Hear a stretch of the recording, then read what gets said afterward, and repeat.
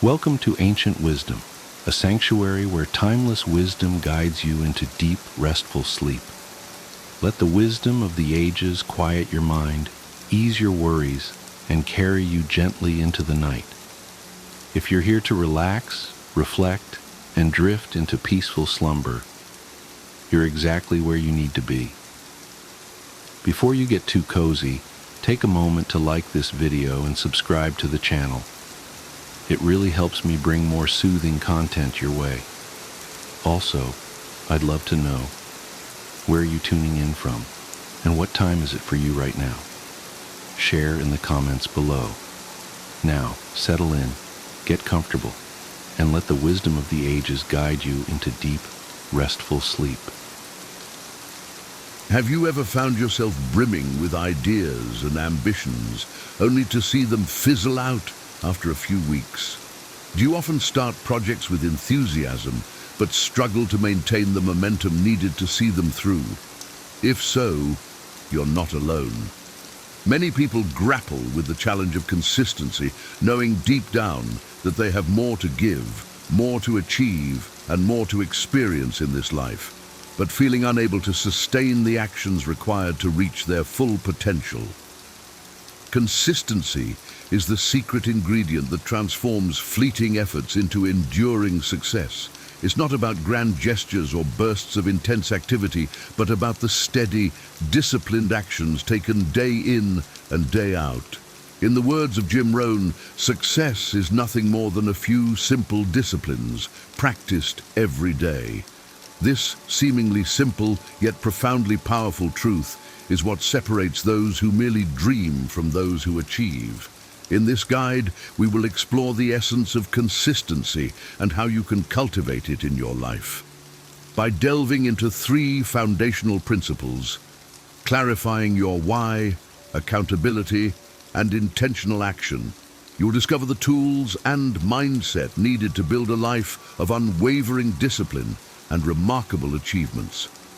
This journey is not just about accomplishing goals, it's about transforming your approach to life, embracing a Stoic philosophy that emphasizes resilience, purpose, and relentless commitment.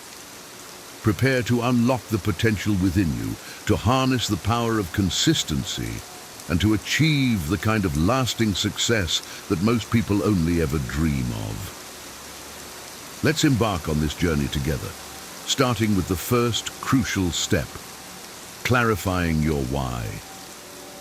Number 1, clarify your why. To embark on any meaningful journey, you must first understand the deeper reason behind your actions.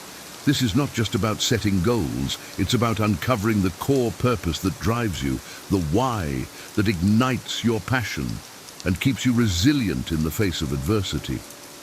When you have a profound reason guiding your actions, you are equipped with an anchor, a steadying force that ensures you remain focused and motivated, no matter how turbulent the waters of life may become. In the philosophy of Stoicism, clarity of purpose is paramount. The ancient Stoics believed that to live a fulfilling life, one must act in harmony with their values and principles. This alignment between your actions and your core beliefs forms the bedrock of true consistency. Ask yourself, what is it that you deeply desire?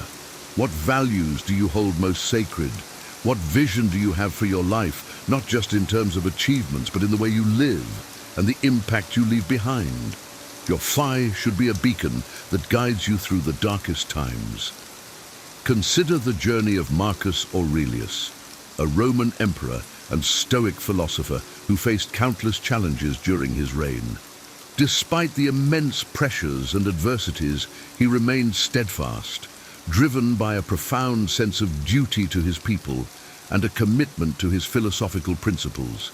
His why was not merely to rule, but to serve as a just and virtuous leader, to live in accordance with the Stoic values of wisdom, courage, justice, and temperance.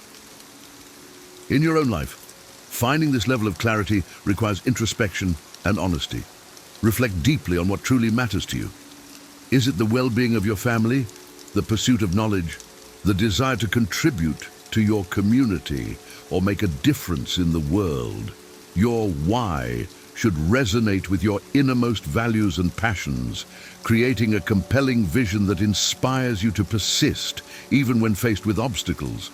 Once you have identified your why, let it permeate every aspect of your life. Use it as a touchstone when making decisions, a source of strength when encountering difficulties, and a guiding principle for your daily actions. When your efforts are aligned with this deeper purpose, consistency becomes not just a discipline, but a natural expression of your commitment to your values. Remember, the journey to consistency is not about perfection, but about persistent effort. There will be days when motivation wanes and distractions abound. During these times, return to your why. Let it remind you of the bigger picture, the overarching narrative of your life story. In the words of Seneca, another great Stoic philosopher, if a man knows not to which port he sails, no wind is favorable. Your why is that port, a clear destination that ensures you navigate life's challenges with purpose and determination. In conclusion, to cultivate true consistency, you must first clarify your why. This deep, compelling reason will sustain you through challenges, providing the motivation and alignment needed to persist in your efforts. Let your why be the foundation upon which you build your daily actions, ensuring that every step you take is in harmony with your core values and ultimate vision. Number 2, accountability. Once you have clarified your why, the next critical step is to establish a robust system of accountability. In the pursuit of consistency, accountability serves as a crucial mechanism to keep you on track, ensuring that your actions align with your goals and values. By involving others in your journey, you create a support network that not only motivates you, but also holds you responsible for your commitments. Accountability is a principle deeply rooted in Stoicism. The Stoics understood the importance of community and mutual support in maintaining personal discipline. Marcus Aurelius, in his Meditations, often reflected on the influence of his mentors, peers, and the people around him. He acknowledged that while self-discipline is vital, the guidance and encouragement of others can significantly enhance one's ability to remain consistent. To build a system of accountability, start by identifying individuals who can support you in your journey. These could be mentors, coaches, trusted friends, or family members who understand your goals and values. The key is to choose people who will challenge you to stay true to your commitments, offer constructive feedback, and celebrate your successes. These accountability partners should be people who believe in your potential and are willing to invest their time and energy in your growth. In practical terms, setting up regular check-ins with your accountability partners can be immensely beneficial. These sessions can serve as a platform for you to discuss your progress, share challenges, and receive guidance. The mere knowledge that someone else is keeping track of your efforts can be a powerful motivator, compelling you to maintain your discipline and follow through on your plans. Moreover, accountability can extend beyond personal relationships to include formal structures. Joining a group or community that shares similar goals can provide additional layers of support and motivation. Whether it's a professional association, a mastermind group, or an online community, being part of a collective effort can inspire you to stay consistent and committed. One of the significant benefits of accountability is that it helps counteract the human tendency to procrastinate or make excuses. When left to our own devices, it's easy to rationalize why we didn't stick to our plans. However, when we know that we have to report our actions to someone else, we are more likely to push through resistance and uphold our commitments. This external pressure can be a powerful antidote to the internal inertia that often hinders progress. In the Stoic tradition, The concept of accountability also involves self-reflection and personal honesty. Keeping a journal where you record your daily actions, reflect on your progress, and evaluate your adherence to your goals can serve as a personal accountability tool. This practice allows you to take an objective look at your efforts, identify areas for improvement, and reinforce your commitment to consistency. In summary, accountability is a fundamental pillar of consistency. By surrounding yourself with supportive individuals and creating formal structures for regular check-ins, you reinforce your commitment to your goals. This network of accountability partners helps you stay motivated, provides valuable feedback, and ensures that you remain on track. Remember, as the Stoics taught, we are stronger together, and through mutual support and accountability, we can achieve remarkable consistency and success. Number 3, intentional action. With your why clearly defined and a solid accountability system in place, the final piece of the puzzle is to take intentional action. Consistency is not merely a theoretical concept. It is manifested through deliberate, purposeful actions repeated over time. This is where the practical application of your plans takes shape, transforming your goals into tangible outcomes. Intentional action requires you to establish a structured daily routine that supports your objectives. This involves setting specific, manageable tasks that align with your broader goals and breaking them down into actionable steps. The Stoics believed in the power of daily practices and routines to cultivate virtue and excellence. By embedding consistency into your daily life, you create a framework that ensures continuous progress, regardless of external circumstances. Start by identifying the key activities that directly contribute to your goals.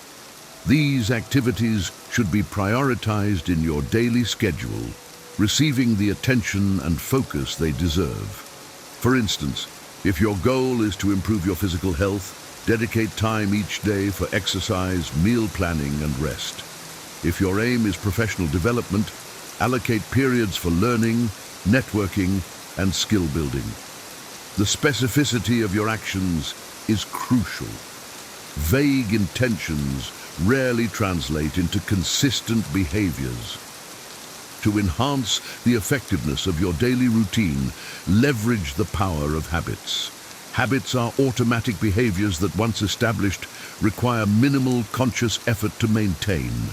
By transforming your intentional actions into habits, you reduce the mental load associated with decision-making and increase the likelihood of sustained effort.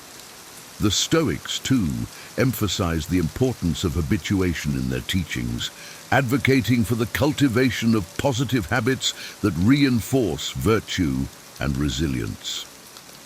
A practical approach to habit formation involves starting small and gradually building up.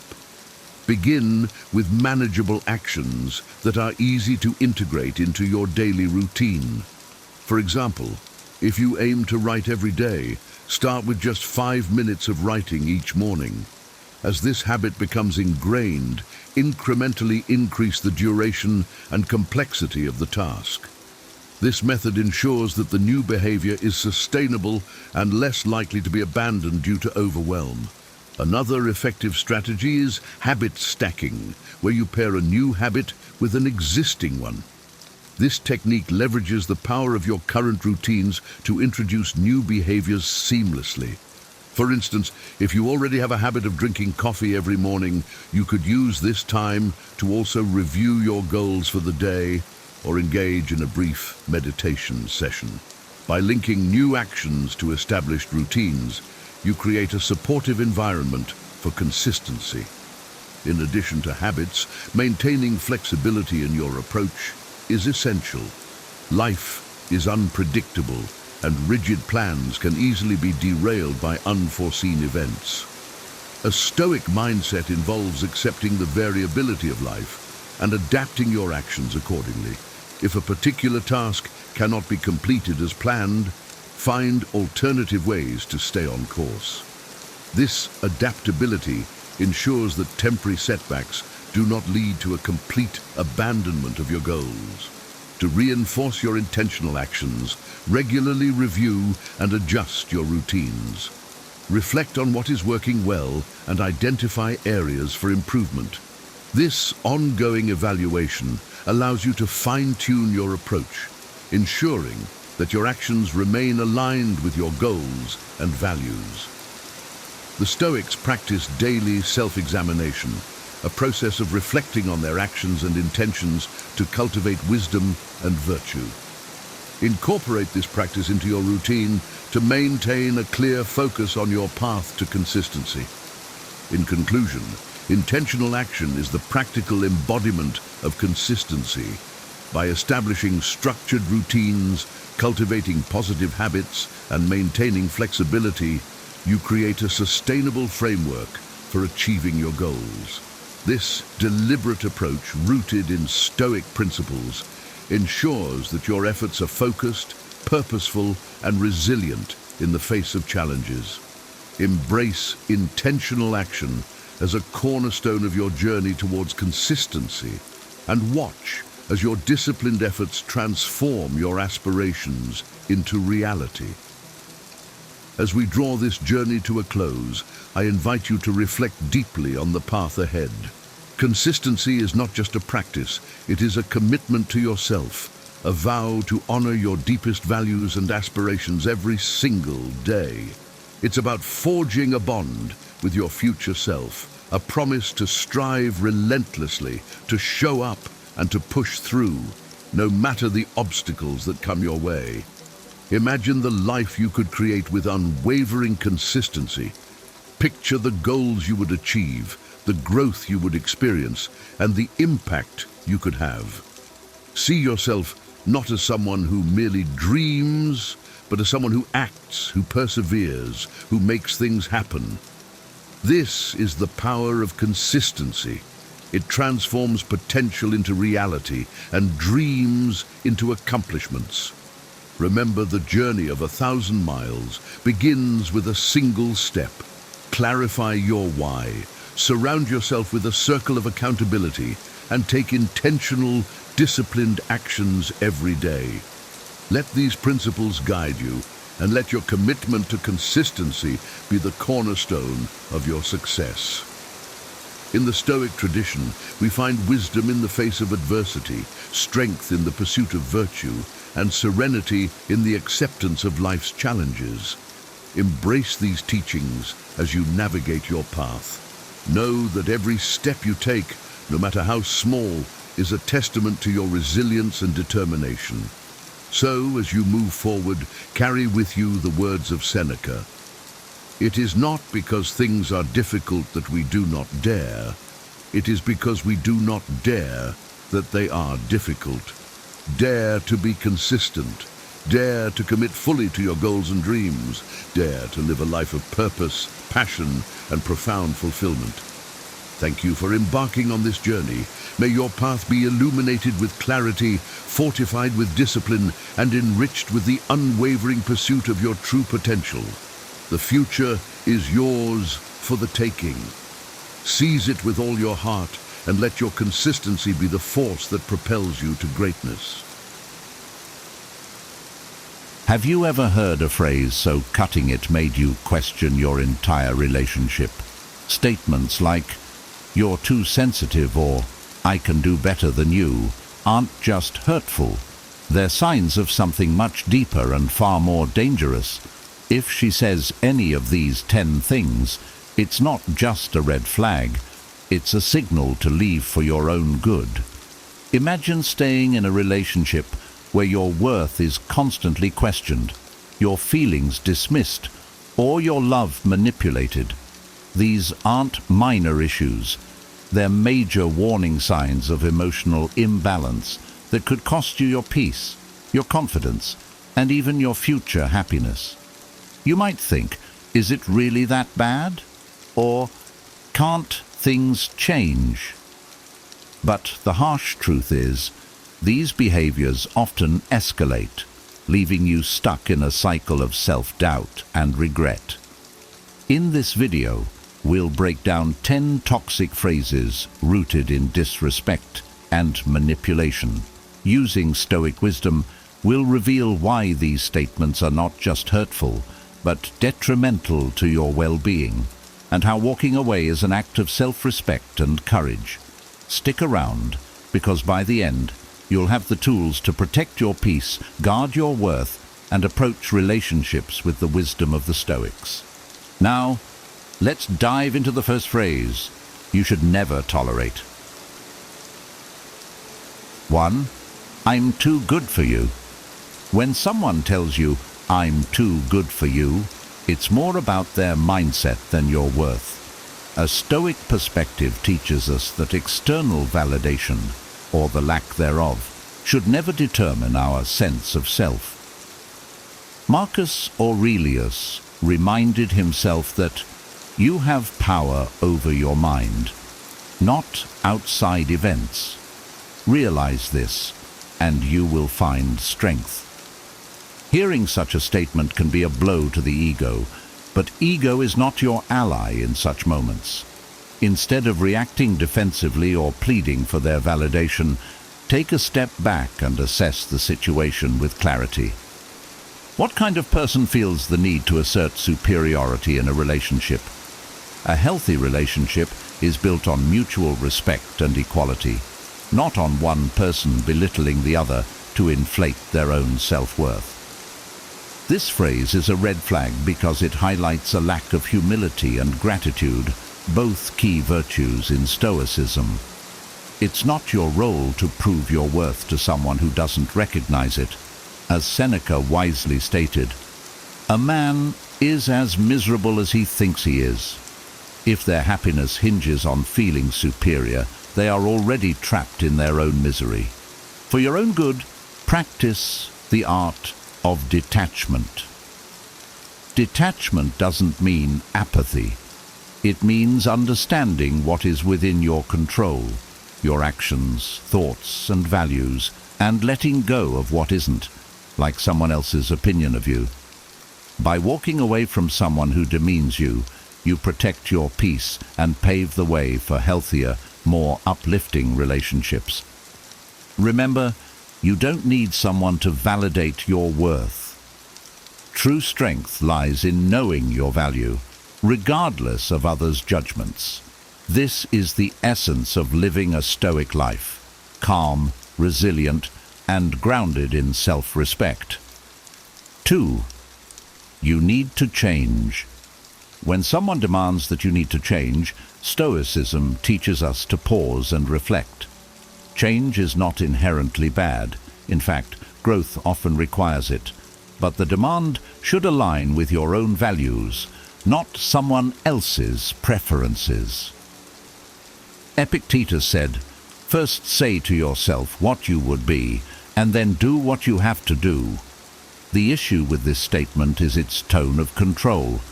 A healthy relationship is about mutual growth and acceptance, not one partner dictating how the other should be. If someone wants you to change in ways that compromise your integrity or values, it's a sign that they are projecting their own dissatisfaction onto you.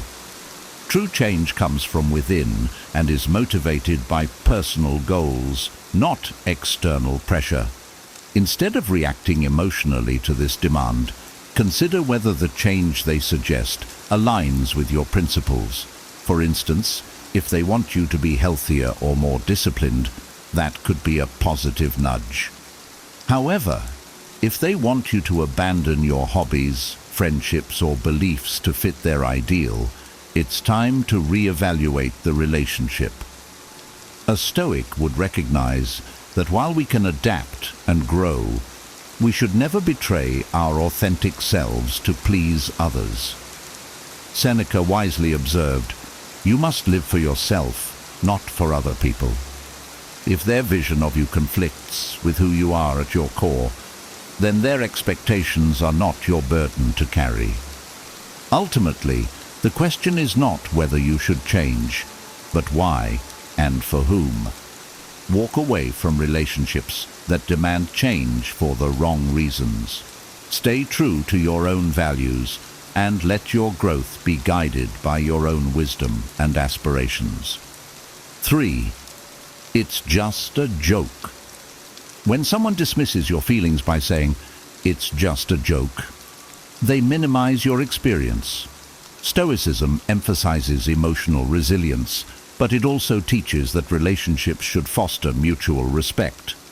As Marcus Aurelius said, "Waste no more time arguing what a good man should be. Be one." A good partner doesn't dismiss your emotions. They acknowledge and validate them. A joke should bring laughter, not discomfort. If you express that something hurt you and their response is to downplay it, it reveals a lack of empathy. Empathy is a cornerstone of meaningful relationships, and its absence is a sign of deeper incompatibility. A Stoic would see this moment as an opportunity to practice apatheia, freedom from destructive emotions. By calmly addressing the situation without being overwhelmed by anger or frustration. Approach the conversation with clarity. Explain why their words impacted you. If they respond with defensiveness or mockery, it's a clear signal that they lack the maturity to handle conflict constructively. A healthy partner seeks to understand and grow, not dismiss or deflect. Remember, Stoicism doesn't mean tolerating disrespect. Seneca advised, "Associate with people who are likely to improve you." If their humor consistently comes at your expense, they are not improving your life. They are eroding your confidence. In such cases, walking away preserves your dignity and peace of mind. Life is too short to stay in relationships where your feelings are belittled. Seek partnerships where humor is a source of joy and bonding, not a tool for harm or manipulation. 4. I don't trust you. Trust is the foundation of any relationship. When someone says, "I don't trust you," it signals a serious issue that must be addressed. Stoic wisdom teaches us to examine the root cause of conflict without taking it personally. As Marcus Aurelius advised, "If someone is able to show me that what I think or do is not right, I will happily change, for I seek the truth." Begin by calmly asking why they feel this way. Is their mistrust based on a misunderstanding, past experiences, or your actions? If you've made a mistake, own it and take steps to rebuild trust. However, if their mistrust stems from insecurity or past trauma that they project onto you, understand that their burden is not yours to carry. A Stoic recognizes that we cannot control others' perceptions. What we can control is our honesty and integrity. If you have acted with honor and your partner still cannot trust you, it may be a sign that they are not ready for a healthy relationship. Epictetus reminds us, "It is impossible for a man to learn what he thinks he already knows." If they are unwilling to trust despite your efforts, further discussion may be futile. Ultimately, a relationship without trust becomes a source of constant tension and self-doubt. While you can empathize with their struggles, you must also prioritize your peace. If trust cannot be restored, walking away is an act of self-respect. Let go of what you cannot control and focus on maintaining your own virtues. Trustworthy people attract trustworthy partners, and in time, you'll find someone who values the bond you offer. 5. You should be grateful, I'm with you. When someone says, "You should be grateful, I'm with you," they are framing the relationship as a one-sided favor rather than a mutual bond. Stoicism teaches us to recognize our inherent worth and not allow others to manipulate us through such statements. As Epictetus wisely put it, "Know first who you are, and then adorn yourself accordingly." You don't need someone else's permission to feel worthy. Gratitude is a virtue, but it should be mutual, not demanded. A healthy relationship is built on shared respect, not on one person's belief that they are doing the other a favor. This kind of statement is often a subtle form of control, aimed at making you feel lesser so you won't question their behavior or the relationship itself. Instead of internalizing their words, ask yourself whether this person truly appreciates you. Marcus Aurelius said, "The soul becomes dyed with the color of its thoughts." If you allow such belittling statements to take root in your mind, they can erode your confidence over time. A Stoic would detach from such negativity, understanding that self-worth comes from living virtuously, not from someone else's approval. Gratitude should flow both ways. If someone cannot appreciate you as an equal, it's time to walk away. Respect yourself enough to seek a relationship where both partners feel fortunate to have one another. By leaving such a dynamic, you preserve your dignity and create space for a healthier connection. 6. I don't need a man. While independence is commendable, when someone uses this phrase to undermine the relationship, it reflects an unwillingness to embrace mutual interdependence. Stoicism teaches us that human beings are social creatures who thrive through collaboration. As Marcus Aurelius stated, "What brings no benefit to the hive brings no benefit to the bee." The issue with this phrase isn't independence, it's the dismissive tone that devalues the partnership. A Stoic approach would first seek to understand, is this a statement of genuine independence or a tactic to diminish your role in the relationship? If it's the latter, it may indicate deeper issues of resentment or ego that cannot sustain a healthy bond. Interdependence doesn't mean dependency. It means recognizing that a relationship is stronger when both partners support one another's growth. If someone views the partnership as unnecessary or unimportant, they may lack the emotional investment required to build a lasting connection. Remember Epictetus's advice: make the best use of what is in your power and take the rest as it happens. You cannot control someone else's values or beliefs, but you can control how you respond. If their perspective undermines the relationship's foundation, walking away is an act of wisdom. A fulfilling partnership requires mutual effort and respect. If they don't value what you bring to the table, seek a connection where your contributions are appreciated and reciprocated. 7. My friends are more important. While friendships are vital, a partner who consistently prioritizes friends over the relationship is sending a clear message about where you stand. Stoicism reminds us to evaluate what is within our control and what aligns with our values. Seneca said, "Associate with people who are likely to improve you." A partner who marginalizes you for their friends may not be contributing to your growth or well-being. There's a fine balance between maintaining friendships and nurturing a relationship. However, if they habitually put their friends' needs ahead of the partnership, it shows a lack of commitment. A Stoic would not beg for attention, but would instead reflect on whether the relationship aligns with their principles of mutual respect and shared priorities. Approach the situation calmly. Express your feelings without anger or blame, as Stoicism advocates rational discourse over emotional outbursts. If they are unwilling to acknowledge your concerns or make an effort to balance their priorities, it may be time to reconsider the relationship. A relationship should feel like a partnership, not a competition. If you are consistently placed second, it's a sign that they are not ready for the depth of connection you deserve. By leaving, you honor your own values and make space for a partner who is equally invested. 8. If you loved me, you would.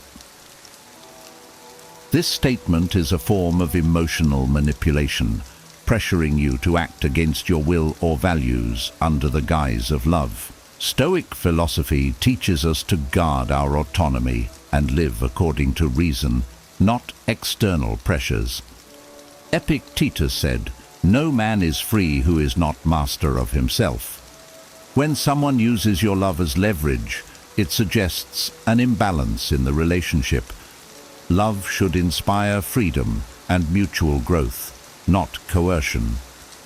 This phrase often implies that your love is conditional on meeting their demands, which is contrary to the Stoic ideal of relationships based on virtue and respect. Reflect on whether their request aligns with your principles. If it's a reasonable ask that strengthens the relationship, you can act on it willingly. However, if it requires compromising your integrity or values, a Stoic would calmly but firmly refuse. Marcus Aurelius reminded us, "Be tolerant with others and strict with yourself. You can empathize with their desires without succumbing to manipulation. True love doesn't demand, 'If you loved me, you would.' Instead, it encourages, 'Because we love each other, we grow together.' If this dynamic is absent, leaving is an act of self-respect. Detach from manipulation and seek a partnership that nurtures your autonomy and values. 9. You're too sensitive. When someone dismisses your feelings as oversensitivity, they undermine your emotional experience and invalidate your perspective. Stoicism encourages emotional resilience, but it also emphasizes the importance of reasoned understanding. As Marcus Aurelius advised, do not be ashamed of needing help. You have a duty to fulfill like a soldier at the wall. Dismissing feelings is not constructive, understanding them is.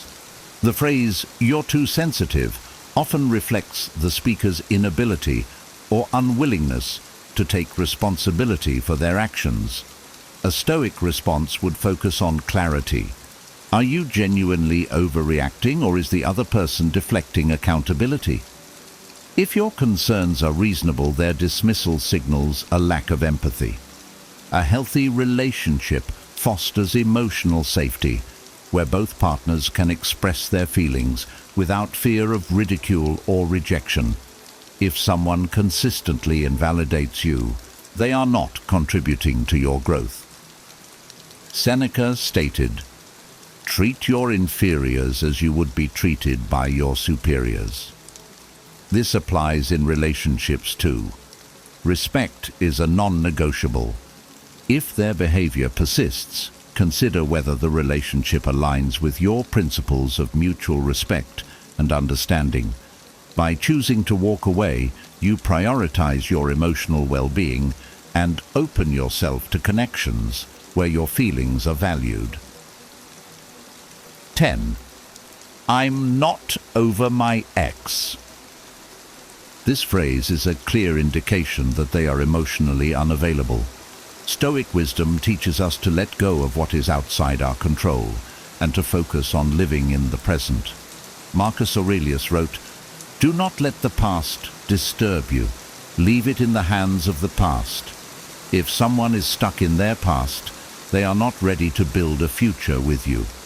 Remaining in a relationship where one partner is emotionally tethered to someone else can lead to frustration, insecurity, and stagnation.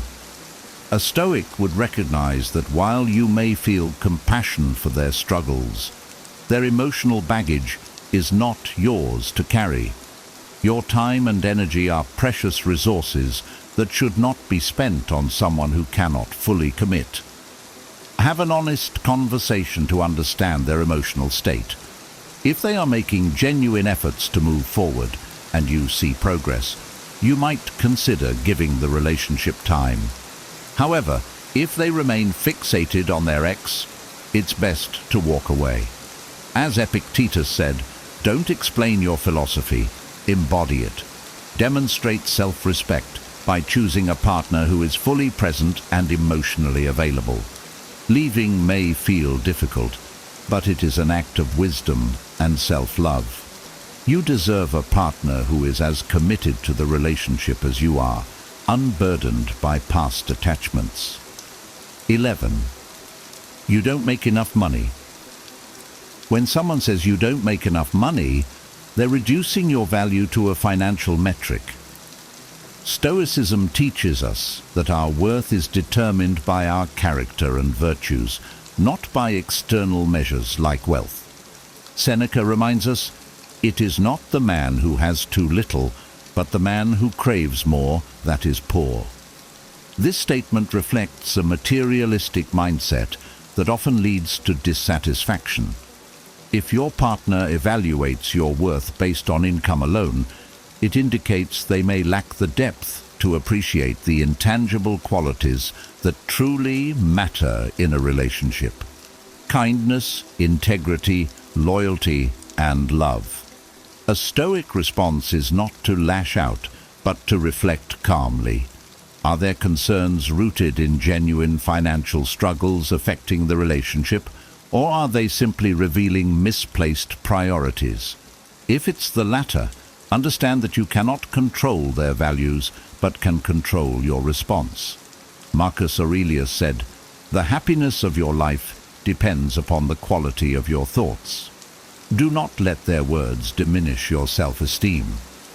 A relationship should focus on building a life together, not on transactional measures of worth. If they cannot see beyond your income to the person you are, walking away is an act of preserving your dignity. Seek a partner who values you for who you are, not for what you earn. 12. You're overreacting. When someone dismisses your emotions by saying you're overreacting, it invalidates your feelings and undermines the importance of clear communication.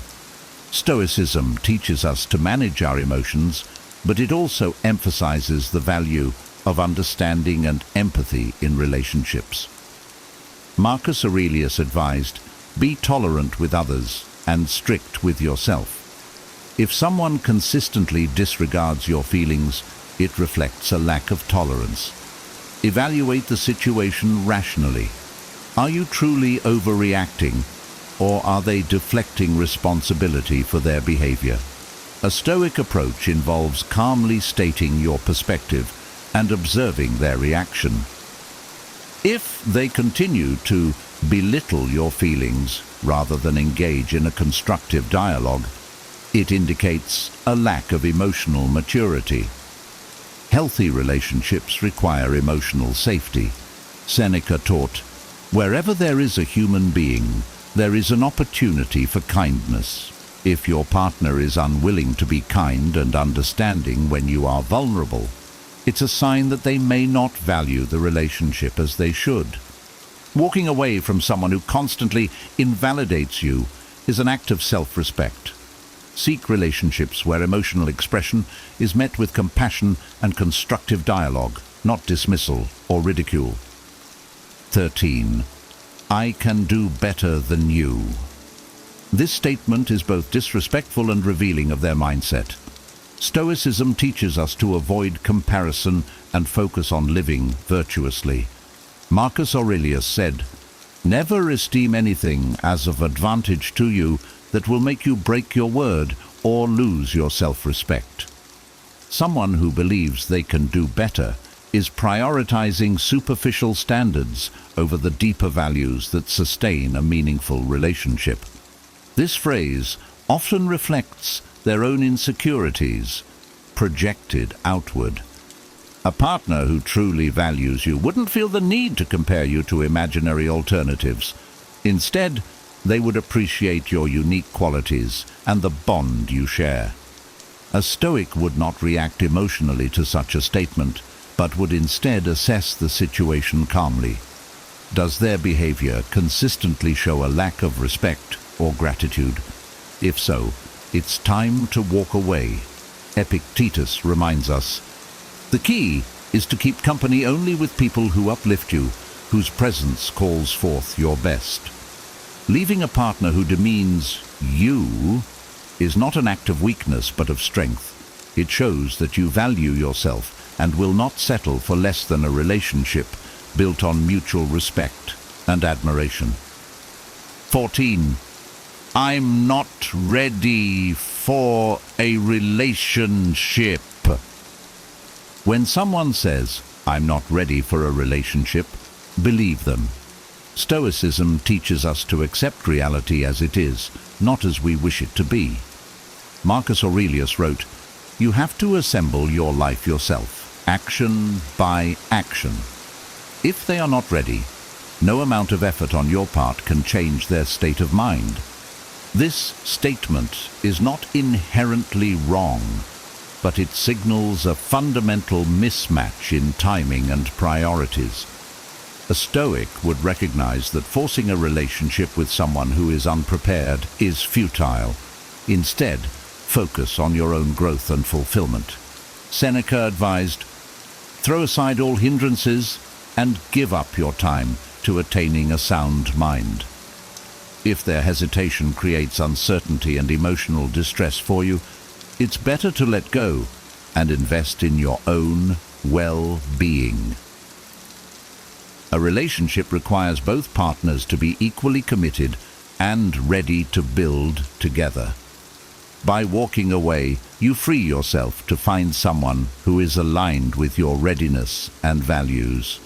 Trust the process and understand that every ending creates space for a new beginning. 15. You should be more like my friend's boyfriend. Comparing you to others, especially in a romantic relationship, is both unfair and harmful. Stoicism teaches us to avoid envy and comparison, focusing instead on our own journey and virtues. Epictetus said, "Make the best of what is in your power and take the rest as it happens." This statement undermines individuality and fails to appreciate the unique qualities you bring to the relationship. A partner who makes such comparisons lacks gratitude and may be chasing an unrealistic ideal rather than valuing the reality of your bond. A Stoic response is to calmly address the issue. Explain how such comparisons are unhelpful and hurtful. If they persist in this behavior, it reflects a deeper lack of respect and contentment. Marcus Aurelius wisely observed, "Reject your sense of injury, and the injury itself disappears. Do not internalize their dissatisfaction as a reflection of your worth." A healthy relationship celebrates each person's unique traits rather than measuring them against others. If they cannot appreciate you for who you are, it's time to walk away and seek a partnership rooted in mutual respect and admiration. You deserve someone who values you as you are, not as a comparison. In relationships, words are powerful. They can build bonds or destroy them. If you've heard any of these 15 phrases, remember, walking away isn't giving up. It's choosing your peace, self-respect, and future happiness. Stoicism teaches us to value what we can control, our actions, our values, and how we respond to challenges. And sometimes, the wisest response is to leave a situation that no longer aligns with your worth. If this video resonated with you, make sure to like it and subscribe to the channel for more insights on navigating life with wisdom and strength. Also, I'd love to hear from you. Share your thoughts and takeaways in the comments below. Have you experienced any of these phrases before? How did you handle them? Let's learn and grow together. Thanks for watching, and remember, the best relationships uplift you. They never diminish you. Stay strong, and I'll see you in the next video. Have you ever wondered how some people stay calm in the eye of the storm, while the rest of us can barely stand up in a breeze? Today, we're diving into the secret world of Stoic women, silent warriors of serenity, and discovering how they turn storms into gentle breezes. This isn't just another video, it's a key that can unlock a strength within you that you didn't even know existed. Imagine a woman who faces life's fiercest challenges with unwavering calmness, whose presence alone can turn chaos into order. These are the Stoic women, figures who break with conventional expectations and invite us to dive into an ocean of ancient wisdom. They are beacons in the storm, remaining firm, controlled, and serene, even when life's waves try to knock them down. In this journey, we'll uncover the virtues that make these women so fascinating and admirable. From self-confidence and direct communication to adaptability and compassion, each virtue we explore is a vital tool for navigating the tumultuous seas of everyday life. We'll delve into vivid examples that illustrate how these qualities manifest in real-world scenarios, offering you insights that can transform your own life. So are you ready to embark on this adventure of self-discovery and exploration? Let's unravel the secrets of these extraordinary women, understand how they apply Stoic teachings in their lives, and perhaps find inspiration to tread our own path with more wisdom, resilience, and independence. 1. Enigmatic nature, a mysterious aura that invites deeper understanding. Stoic women possess an enigmatic nature that captures attention and curiosity. Their presence exudes a calm strength, a quiet confidence that doesn't need to shout for recognition. Picture a serene lake at dawn. Its surface is still, reflecting the sky's colors. Yet beneath the calm water lies a world of depth and activity. Similarly, a Stoic woman's mysterious aura invites others to look closer, to seek understanding beyond the obvious. Take, for instance, a woman named Emma. At work, she remains composed and focused, even during high-pressure meetings. She listens more than she speaks, and when she does contribute, her words are thoughtful and impactful. Her colleagues often find themselves pondering her insights long after the meeting has ended. Emma's calm demeanor and measured responses make her an intriguing figure. People are drawn to her not because she demands attention, but because she naturally commands it. This enigmatic quality is not about being aloof or distant. It's about cultivating a presence that encourages others to engage more deeply. Emma's co-workers feel a sense of peace and clarity when working with her, even when tackling complex projects. Her ability to remain steady and introspective amidst chaos creates a stabilizing force in her team. Furthermore, Emma's enigmatic nature fosters an environment where meaningful connections can flourish. Her colleagues feel comfortable approaching her for advice, knowing she will listen without judgment and offer thoughtful guidance. This creates a culture of trust and mutual respect, where people are encouraged to be their authentic selves. In essence, a Stoic woman's mysterious aura is a powerful tool that not only sets her apart, but also invites those around her to explore their own depths, leading to richer and more profound interactions. 2. Inner peace and mindfulness, maintaining calm and centered state. Stoic women practice mindfulness and cultivate inner peace by focusing on the present moment and letting go of things outside their control.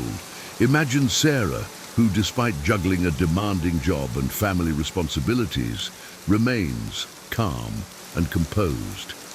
Every morning she spends a few minutes in meditation, grounding herself in the present. This practice allows her to approach each day with clarity and serenity.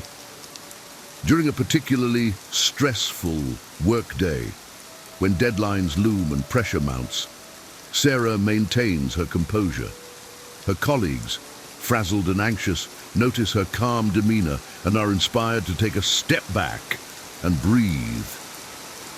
Sarah's ability to stay centered amidst chaos becomes a beacon of tranquility, illustrating how mindfulness can transform stress into manageable tasks. 3. Natural leadership, leading by example. Stoic women lead by example, inspiring others through their integrity and strength. Consider Maria, a project manager known for her unwavering ethical standards. She consistently delivers results and treats her team with respect and fairness. Her leadership style is not about exerting power, but about fostering a collaborative and supportive environment. Maria's team flourishes under her guidance. When faced with a challenging project, her calm and rational approach helps the team navigate obstacles with confidence.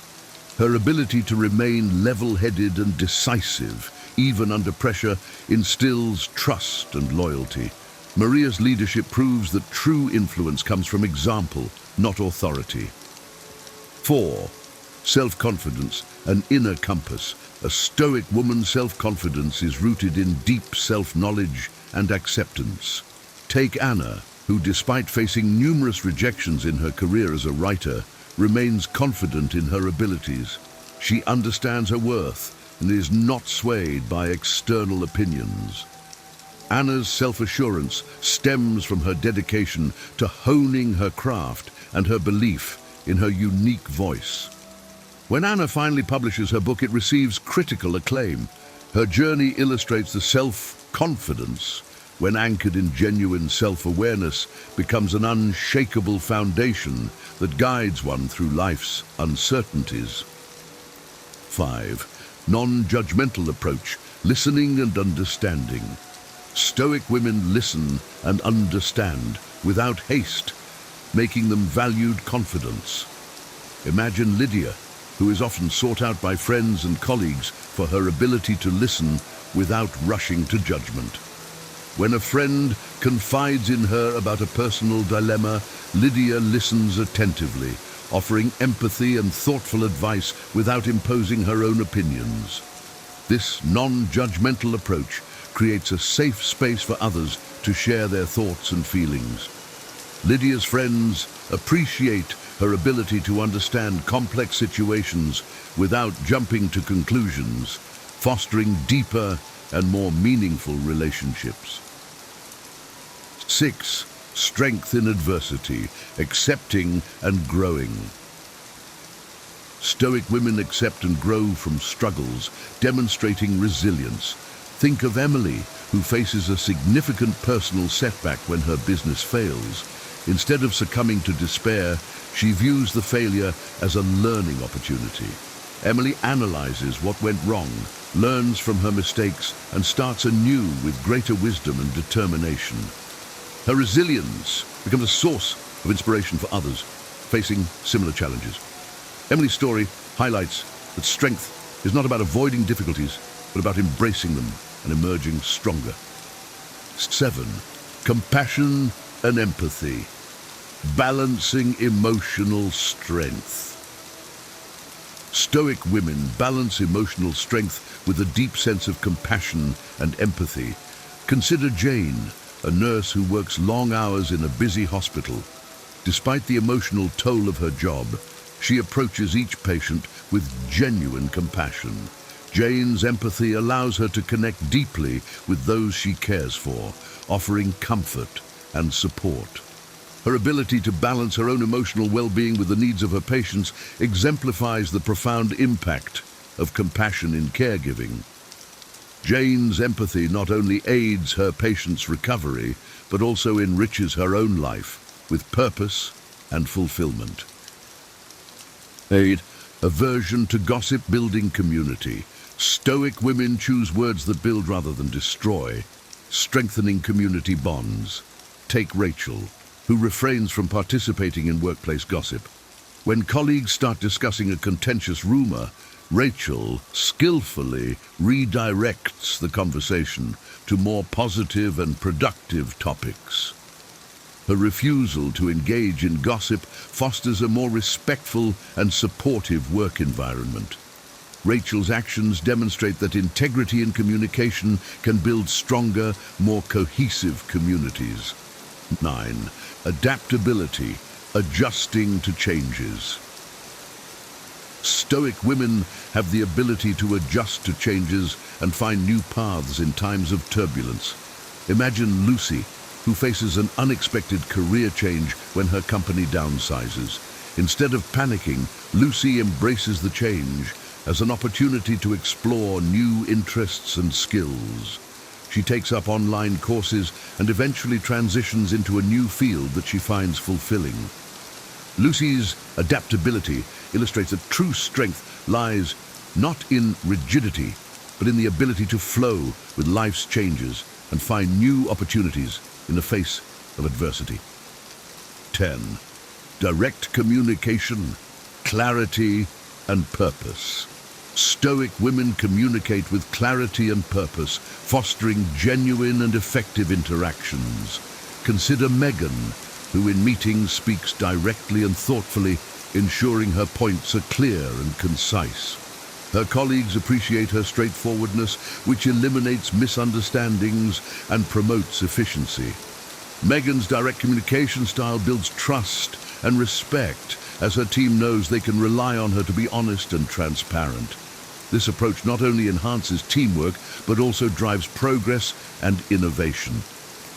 As we wrap up our exploration of Stoic women, their unique virtues stand out as powerful tools for navigating life's challenges.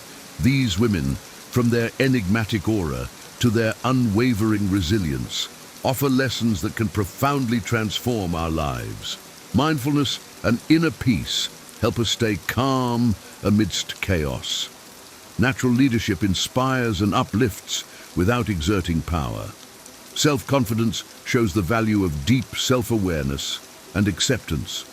A non-judgmental approach fosters deeper connections, while resilience in adversity teaches us to grow from setbacks. Compassion and empathy highlight the importance of caring for others while maintaining emotional strength. An aversion to gossip strengthens community bonds, and adaptability helps navigate life's changes gracefully. Direct communication fosters trust and efficiency, while the balance of emotion and reason reminds us that feeling deeply and thinking clearly are complementary. By integrating these Stoic principles into our lives, we too can face life's storms with wisdom, strength, and grace. Thank you for joining us on this journey. If you found this exploration valuable, please subscribe and share your thoughts in the comments. Let's continue to grow and become a little more stoic each day. Have you ever found yourself at a crossroads, torn between holding on to a relationship because it's familiar and letting go because you know it's stifling your growth? It's a hard realization, but sometimes the people closest to us, the ones we've shared laughter, tears, and countless memories with, aren't meant to be part of our journey forever. This is where the ancient wisdom of Stoicism offers a guiding light. The Stoics, with their timeless insights into human nature and the quest for a fulfilling life, teach us that true personal growth often involves making difficult decisions about who we keep in our lives. In this video, we'll uncover 15 signs that indicate it might be time to end a relationship, even if it involves family or friends. This isn't about cutting people out with cold indifference. It's about intentionally curating our lives to include relationships that uplift, inspire, and challenge us to be our best selves. If you're feeling the weight of this decision and the uncertainty it brings, you're not alone. Join me as we delve into Stoic wisdom to find the courage and clarity needed to make these crucial choices, ultimately leading to a life of greater peace and fulfillment. Number 1. Lack of trust. Trust is the bedrock of any healthy relationship. Without it, the foundation upon which your connection stands becomes unstable, leading to constant stress and insecurity. The Stoics, valuing honesty and integrity above all, would argue that a relationship devoid of trust is misaligned with these virtues. Imagine constantly doubting the words and actions of someone close to you.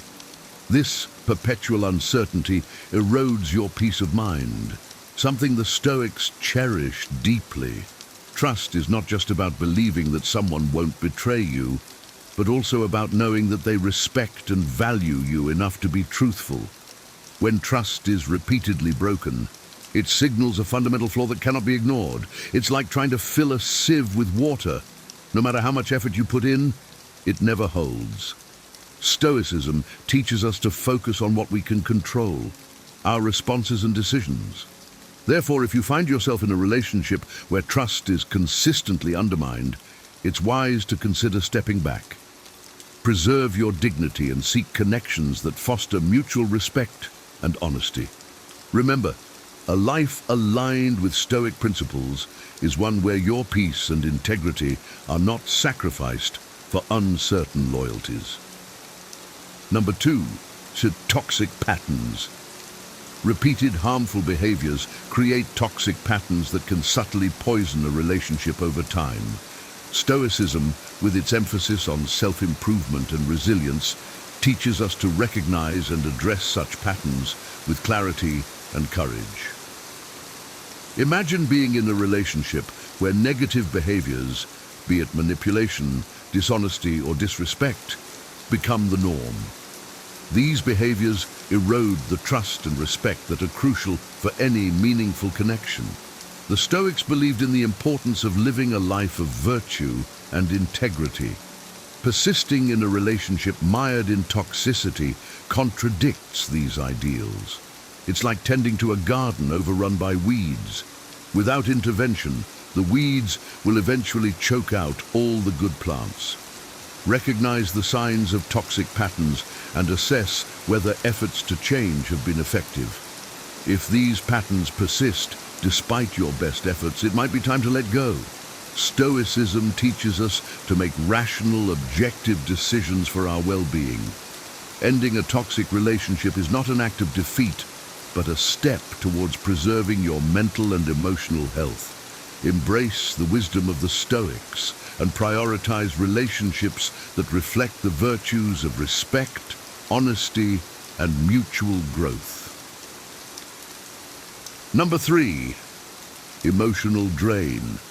Relationships should be a source of energy and support, not a constant drain on your emotions.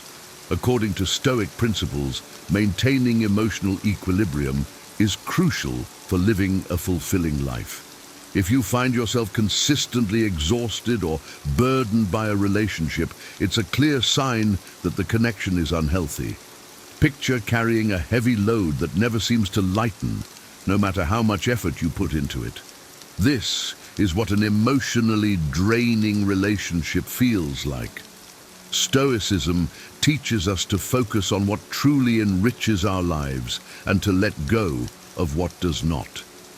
If a relationship leaves you feeling depleted rather than invigorated, it's time to reevaluate its place in your life. Emotional drain disrupts your inner peace and hinders your ability to engage fully with the world. It's not selfish to seek out relationships that energize and uplift you. In fact, it's a wise and necessary step towards living a life aligned with Stoic virtues. Surround yourself with people who contribute positively to your well-being, and do not be afraid to distance yourself from those who do not. Remember, your emotional health is paramount, and preserving it is a reflection of your commitment to Stoic principles. Number 4, manipulation and control. Healthy relationships are founded on mutual respect and autonomy. When manipulation and control enter the equation, they erode these foundations, leading to an imbalanced and unhealthy dynamic. Stoicism teaches us the importance of self-mastery and living in accordance with our values. Imagine being in a relationship where your thoughts, actions, and decisions are constantly influenced or dictated by someone else. This undermines your autonomy and distorts your sense of self. Epictetus famously said, "No one is free who is not master of himself." Being subject to manipulation or control strips you of this freedom, which is essential for a virtuous life. It's crucial to recognize these signs and take steps to reclaim your autonomy. This doesn't mean acting with cold indifference, but making intentional choices about who you allow into your inner circle. Relationships should empower you, not constrain you. If you find yourself feeling manipulated or controlled, it's a clear signal that the relationship is misaligned with Stoic ideals. Seek connections that respect your independence and encourage your growth. By doing so, you honor your worth and live more authentically according to Stoic principles. Number 5, illusions versus reality.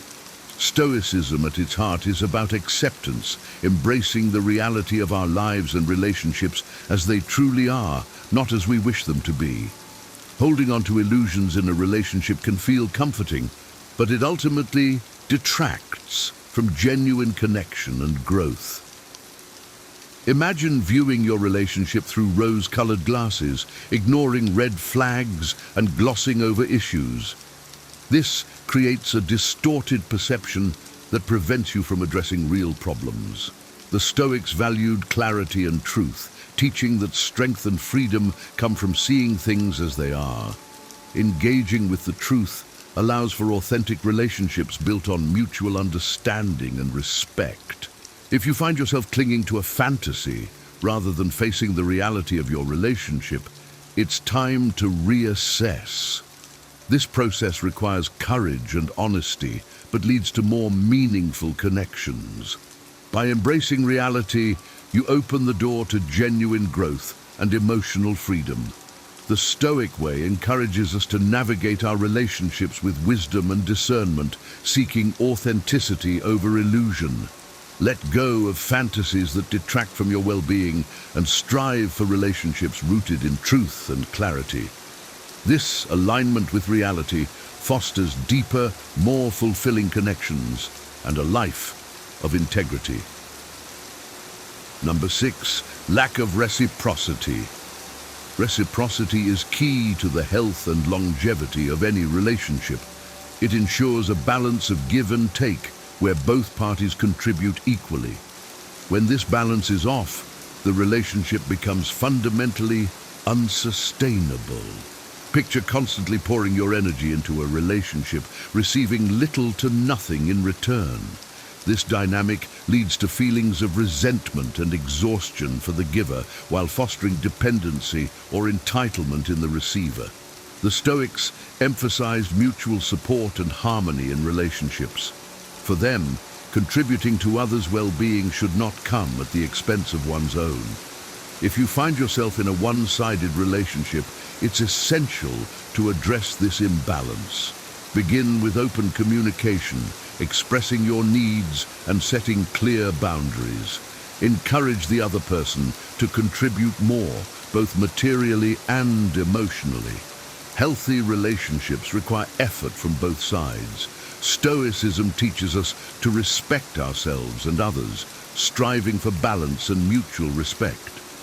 If efforts to restore reciprocity fail, it may be necessary to reconsider the relationship's place in your life. Prioritizing reciprocal relationships is not selfish, it's essential for your well-being.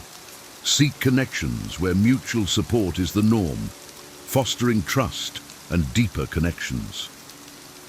Number 7, failed communication. Effective communication is the lifeblood of any thriving relationship. It allows us to express our needs, share our thoughts, and connect on a meaningful level. Without it, relationships flounder in misunderstandings and frustration. When communication breaks down, it's often a sign of deeper issues. The Stoics valued clarity and reason, encouraging us to approach problems with a clear head and a willing heart. If you find yourself in a relationship where attempts to talk things out lead nowhere, it's a red flag. Failed communication can stem from various causes: lack of trust, unresolved resentments, or differing communication styles. Addressing these issues requires patience and persistence. The Stoic practice of self-reflection is invaluable here.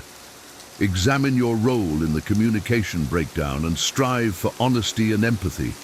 Create a safe space where both parties feel heard and valued. Listen actively Seek to understand and respond with wisdom. If communication efforts consistently fail despite your best efforts, it may be time to reassess the relationship. Effective communication is essential for any healthy connection. Prioritize relationships where open, honest dialogue is possible, fostering deeper understanding and connection. Number 8, personal growth. Relationships should support and encourage your personal growth, not hinder it. Stoicism places great value on self-improvement and resilience, teaching us to cultivate environments that foster these qualities. Imagine being in a relationship where you feel stagnant, unable to pursue your goals or evolve. This is a clear indication that the relationship is holding you back. Seneca believed that to live a fulfilling life, we must constantly evolve, learn, and push our boundaries. If your relationship prevents you from doing so, it's a red flag. It's not that every relationship must challenge you to the utmost, but it should at least support your aspirations. Relationships should be like a fertile soil where you can grow, not barren land that stifles your potential. Take time to reflect on why you are holding on to a relationship that doesn't allow you to flourish. Is it out of habit, fear, or misplaced loyalty? Stoicism teaches us to live with intention, choosing connections that uplift and inspire us. If a relationship is inhibiting your growth, it's wise to consider its place in your life. Seek relationships that encourage your development and align with your highest virtues. Number 9, abuse. Abuse in any form is a definitive sign that a relationship must end. Stoicism, with its deep respect for human dignity and self-worth, condemns any behavior that violates these principles. Abuse, whether physical, emotional, verbal, or psychological, destroys the trust and safety that relationships should be built upon. Imagine constantly living in fear, your self-esteem eroded by someone who should be a source of support. Stoicism teaches us to recognize our inherent worth and to maintain our dignity and self-respect. Being in an abusive relationship is antithetical to these values. It's crucial to seek help and take steps to exit such situations. This is not a sign of weakness, but of immense strength and self-respect. The Stoics believed in facing challenges with courage and resilience. Exiting an abusive relationship is one of the most challenging yet necessary steps to reclaiming your life and dignity. Seek support from friends, family, or professional services. Healing from abuse is a Stoic journey, reasserting control over your life, reaffirming your values, and rebuilding with integrity. Remember, your well-being is paramount. Prioritize your safety and dignity, and do not hesitate to leave any relationship that compromises these. Number 10, disturbed peace. Relationships that consistently disrupt your inner peace are not worth maintaining. Stoicism teaches us to cultivate tranquility and maintain our equanimity in the face of life's challenges. Imagine a relationship that feels more like a storm than a shelter, constantly disturbing your mental and emotional calm. This is a clear sign that the relationship is misaligned with Stoic principles. Peace of mind is a precious asset, essential for living a good life. The Stoics believed in living harmoniously with nature, including our own nature. If a relationship pulls you away from peace and causes constant unrest, it's wise to step back and reassess. Ask yourself why this relationship disturbs your peace. Is it the other person's behavior, unresolved conflicts, or your own reactions and expectations? Address these issues through honest communication and setting boundaries. However, if the turmoil persists despite your best efforts, it might be time to let go. Ending a relationship that disrupts your peace is not a sign of failure, but of wisdom. Seek relationships that support your tranquility and well-being. In doing so, you honor your journey towards a life of peace, purpose, and profound fulfillment. Number 11, incompatibility of goals. Over time, people can grow in different directions. If your long-term goals and values are fundamentally incompatible with those of the other person, it can lead to ongoing conflict and dissatisfaction. Stoicism encourages living in harmony with your true nature and goals. Imagine being in a relationship where your aspirations are constantly at odds with those of your partner. This misalignment creates friction and prevents both individuals from fully pursuing their paths. The Stoics valued clarity and self-awareness, teaching us to recognize when a relationship hinders our growth and fulfillment. If your goals and values diverge significantly from those of the other person, it's a sign to reassess the relationship. This doesn't mean that every minor difference spells doom, but fundamental incompatibilities can create insurmountable challenges. It's essential to have a heart-to-heart conversation about your respective goals and see if there is a way to align them. If not, it might be time to consider parting ways. Pursuing a life aligned with your true nature is a Stoic ideal, and relationships should support, not obstruct, this journey. Seek connections that align with your values and goals, fostering mutual growth and fulfillment. Number 12, compromising values. Compromising your core values for the sake of a relationship is a price too high to pay. Stoicism teaches us to live with integrity and to stay true to our principles, as these values define who we are. Imagine being in a relationship that constantly asks you to act against your beliefs and moral compass. Over time, this erodes your sense of self and leads to inner conflict. The Stoics believed that living in alignment with one's values is essential for a meaningful life. Betraying these values for the sake of a relationship compromises your integrity and self-respect. It's like building a house on unstable ground. Eventually, everything will collapse. Reflect on whether a relationship asks you to compromise your values. Are you acting in ways that contradict your beliefs? If so, it's a clear sign that the relationship is unhealthy. This doesn't mean you shouldn't make sacrifices or compromises, which are normal in any healthy relationship. However, sacrificing your core values is different. It's a betrayal of your true self. Honor your values and seek relationships that respect and align with them. This commitment to integrity and virtue is the path to a fulfilling life, according to Stoic wisdom.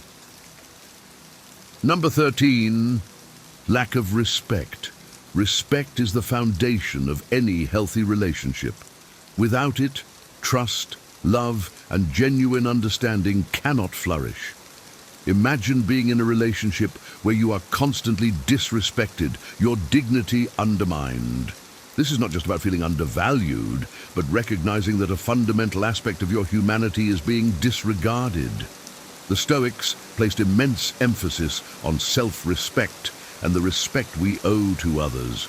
They believed that every individual possesses inherent worth and dignity. A relationship lacking mutual respect is a clear red flag.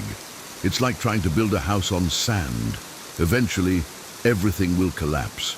Reflect on whether you are being treated with the dignity you deserve. If not, it's time for a serious reassessment. This doesn't necessarily mean cutting someone out of your life with cold precision, but recognizing your own value and making decisions that reflect that.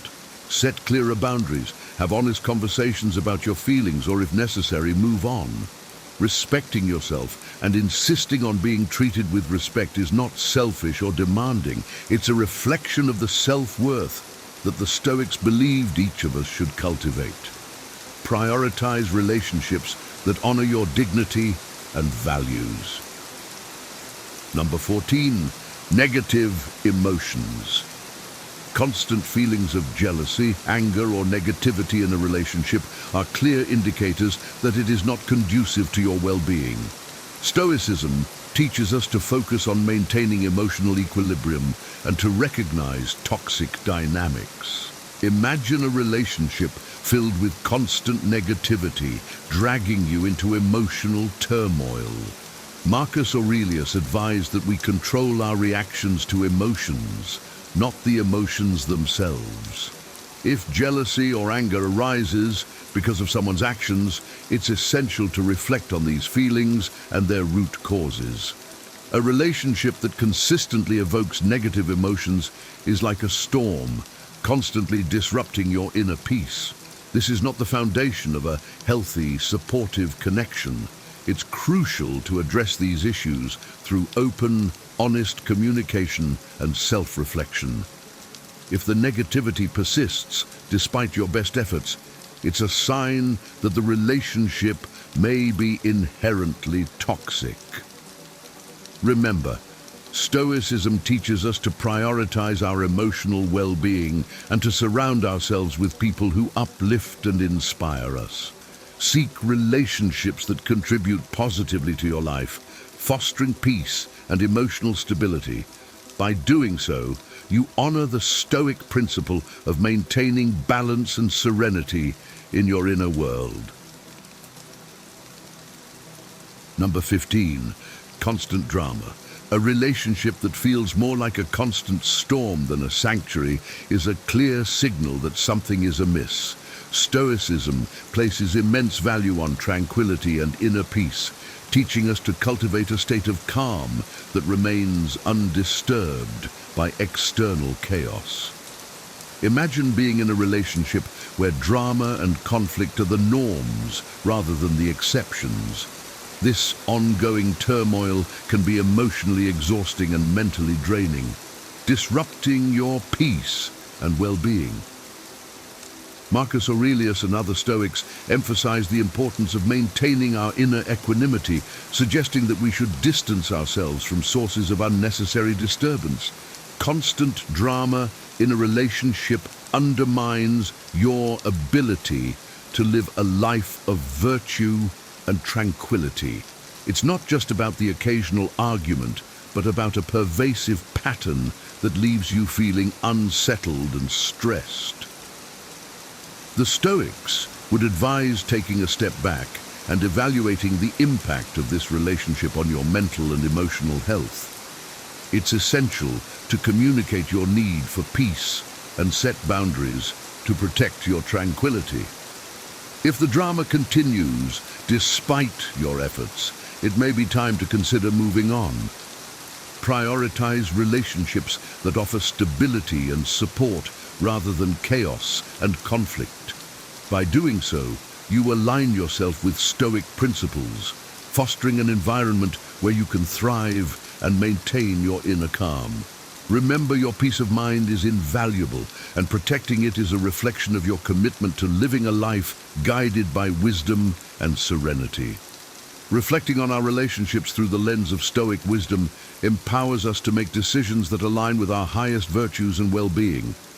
Ending a relationship, especially one with close friends or family, is never easy, but sometimes it is necessary for our personal growth and peace. Remember, it's not about cutting ties with cold indifference, but about creating a life filled with meaningful connections that uplift and inspire us. As we part ways today, I hope the insights shared have sparked a deeper understanding of how to navigate your relationships with wisdom and courage. If this video has resonated with you, I invite you to join our journey of exploration and growth. Hit the like button, subscribe to the channel, and share this video with anyone who might benefit from these Stoic principles. Let's continue to cultivate lives of profound meaning and joy together. Thank you for watching, and I look forward to seeing you in the next video. Stay wise and keep striving for that inner tranquility. Here are 12 reasons you must know why people secretly hate you. Ignoring these could cost you relationships, opportunities, and even your peace of mind. What if their resentment isn't random but stems from subtle actions you never realized you were making? Or worse, what if their dislike has nothing to do with you at all, yet still poisons the way they treat you? These hidden reasons are more common than you think, and failing to recognize them could leave you blindsided when it matters most. But it doesn't have to be this way. In this video, we'll explore 12 surprising reasons why people secretly hate you, backed by timeless Stoic wisdom.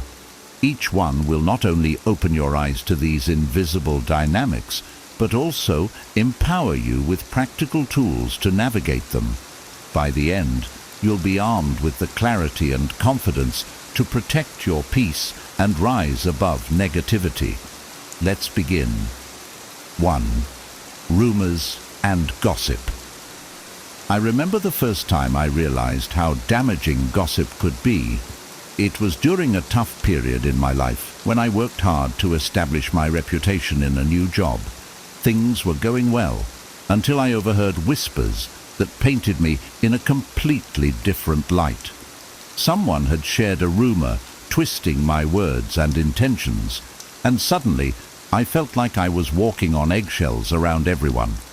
People avoided me, and I could see the change in their expressions. It hurt deeply because the story wasn't true, but I had no way to stop it.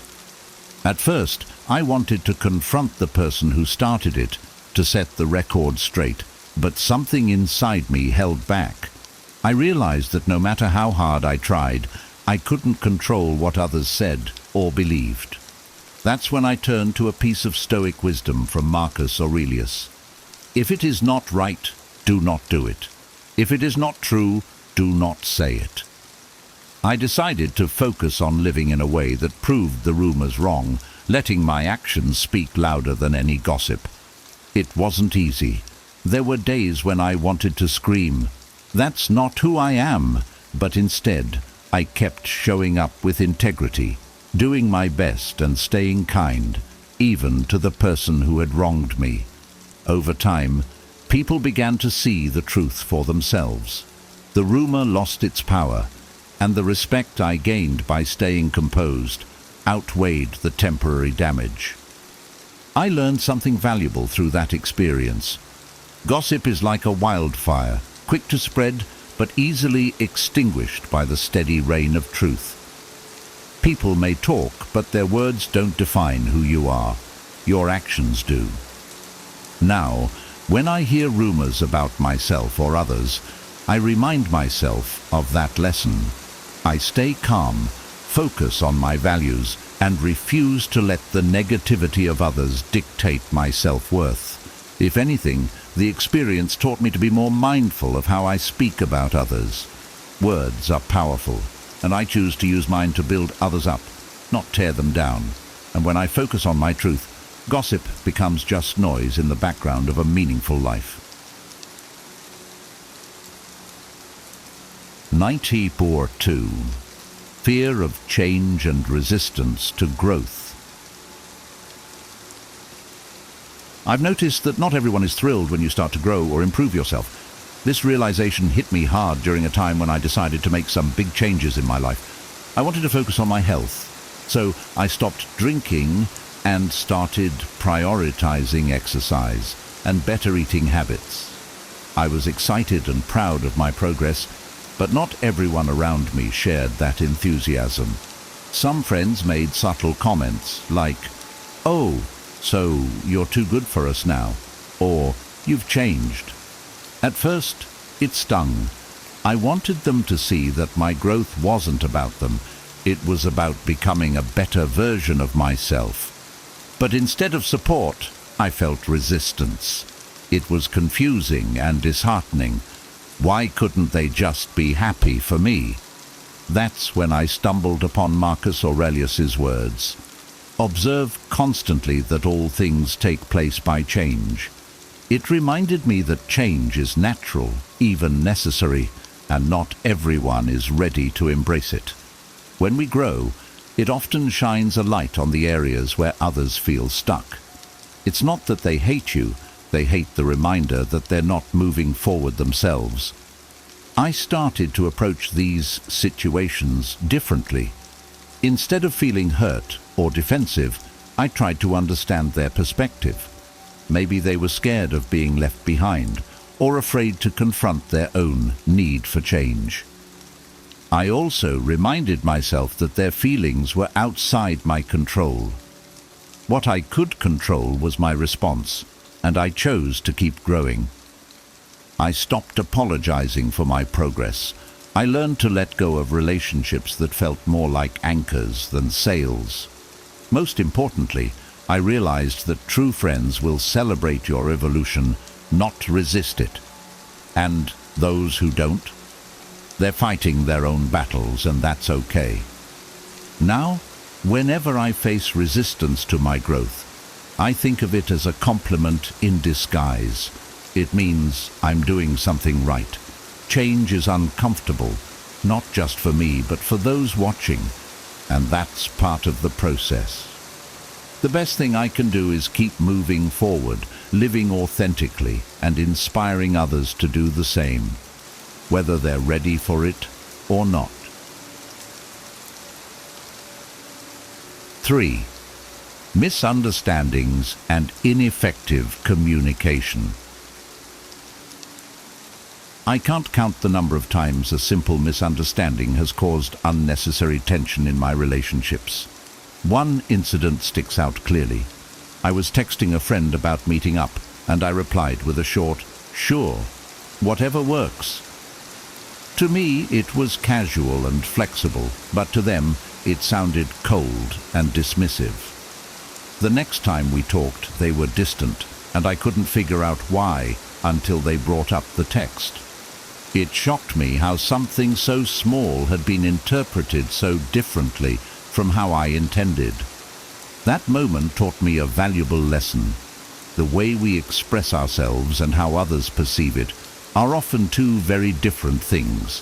Miscommunication isn't just about words, it's about tone, timing, and even body language. A misplaced word or a misunderstood look can create walls of resentment before we even realize it. Stoic wisdom has been a guide here. Epictetus once said, "We have 2 ears and 1 mouth so that we can listen twice as much as we speak." That advice has helped me approach communication more thoughtfully. When conflicts arise, I try to step back and consider, what did they hear versus what I meant to say? This mindset has been a game changer in resolving misunderstandings before they escalate. Now, I make a conscious effort to clarify my intentions, especially in sensitive situations. I've also learned the value of asking questions rather than making assumptions.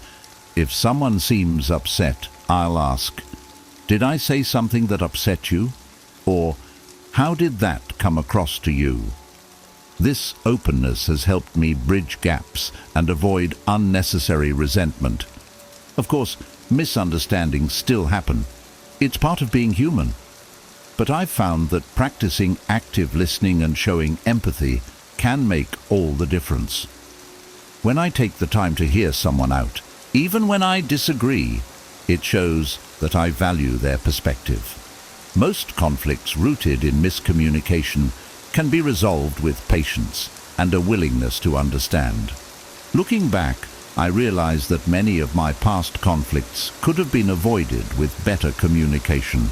It's not always easy, but striving for clarity and compassion in my interactions has strengthened my relationships and brought more peace into my life. 4. Envy and jealousy. I used to think that if I worked hard and treated people with kindness, I'd naturally earn their support and goodwill. But life has a funny way of proving otherwise. I'll never forget when I received a promotion at work that I had worked tirelessly for. Instead of celebrating with me, one of my closest colleagues became distant and cold. At first, I thought I'd done something wrong, but over time, it became clear. It wasn't about me at all. It was about them. Envy and jealousy are strange emotions. They can turn admiration into contempt and respect into resentment. Stoicism gave me a new lens to view this. Marcus Aurelius said, "Don't worry about things outside your control." And the truth is, someone else's envy is entirely outside my control. I didn't create their feelings. Their dissatisfaction with their own life did. My success simply held up a mirror to their insecurities. It's not easy to deal with envy, especially when it comes from people you care about. At first, I tried to shrink myself, downplaying my achievements to avoid making them uncomfortable, but that only made me feel small and diminished my hard-earned success. Over time, I realized that hiding my light wasn't the answer. Instead, I began to focus on staying grounded in my values, working hard, being kind, and supporting others in their journeys. When I encounter envy now, I remind myself that it's not a reflection of who I am, but of what the other person is struggling with. I also try to respond with compassion. Instead of taking their behavior personally, I look for ways to encourage and uplift them, showing them that my success doesn't take away from theirs. Envy is a powerful emotion, but it's one that people must deal with on their own terms. My role is to keep moving forward, staying true to my path, and not letting others' insecurities hold me back. In the end, I've learned that my achievements don't just belong to me. They're also opportunities to inspire others, even if they don't see it that way right away. And that perspective keeps me focused on the bigger picture. 5. Lack of recognition. One of the most painful experiences I've had was feeling invisible in a group where I worked so hard to contribute. I poured hours of effort into a project, ensuring every detail was perfect, only to watch someone else get all the credit. I smiled politely, but inside I felt a sharp sting of bitterness. Why didn't anyone notice what I had done? Why was my effort so easily overlooked? It's a natural human desire to want recognition for our hard work. When that acknowledgement doesn't come, it can breed resentment and even anger, not just toward those who overlooked us, but also toward anyone who seems to receive the recognition we crave. But the more I've studied Stoic philosophy, the more I've realized that seeking validation from others is a fragile foundation for happiness. Epictetus reminds us, don't allow your happiness to depend on something you may lose. Recognition from others is fleeting and often influenced by factors beyond our control. I've learned that the key to overcoming this sense of invisibility lies in shifting my focus inward. Instead of seeking external validation, I now strive to find fulfillment in the work itself. Did I do my best? Did I act with integrity? If the answer is yes, then I know my effort has value, even if no one else acknowledges it. That's not to say I don't still feel the pang of being overlooked sometimes. It's human. But I've also learned the importance of speaking up for myself when appropriate. Sometimes people simply aren't aware of what you've contributed, and a gentle reminder can make all the difference. Other times, I've had to accept that not everyone will notice or appreciate my work, and that's okay too. Now, when I feel underappreciated, I remind myself why I do what I do. Recognition is nice, but it's not the goal. The goal is to grow, to learn, and to contribute meaningfully to whatever I'm part of. By focusing on those internal rewards, I found a deeper sense of peace and purpose, and that's something no one can take away from me. 6. Competition and rivalry. I used to think of competition as purely motivational, something that pushed everyone to do better.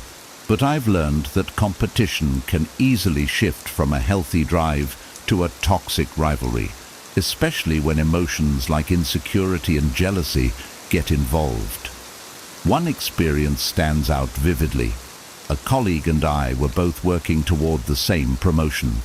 At first, it felt like friendly competition, but as the deadline approached, the dynamic changed. They started undermining me subtly, questioning my ideas in meetings, and even spreading rumors about my work ethic. I was shocked and hurt. I had always seen competition as a way for both parties to improve, not as a reason to tear each other down. For a while, I let their actions consume me. I started doubting myself, wondering if I should retaliate or try to outplay them. But then I stumbled upon Marcus Aurelius's wisdom. What stands in the way becomes the way. That quote shifted my mindset completely. I realized that the rivalry wasn't just an obstacle, it was an opportunity to focus on my own values and growth. Instead of engaging in their negativity, I decided to concentrate on what I could control. Doing my best work with integrity, I stopped comparing myself to them and redirected my energy into proving my worth through my actions. When I took my focus off the competition and put it back on self-improvement, I found clarity and peace. I couldn't control their behavior, but I could control how I responded. The promotion eventually went to me, but by the time it did, my perspective had shifted. Winning wasn't about beating them. It was about staying true to my principles. Looking back, I'm grateful for that experience. It taught me that toxic competition doesn't have to pull you down. It can be a chance to rise above and reaffirm your values. Now, I approach rivalry differently. I see it as a tool for growth rather than a battle to win. When competition arises, I remind myself that another person's success doesn't diminish mine, and there's room for everyone to thrive. That mindset has not only made me more resilient, but also helped me build healthier, more respectful relationships, even with those I once considered rivals. 7. Personal insecurities and projection.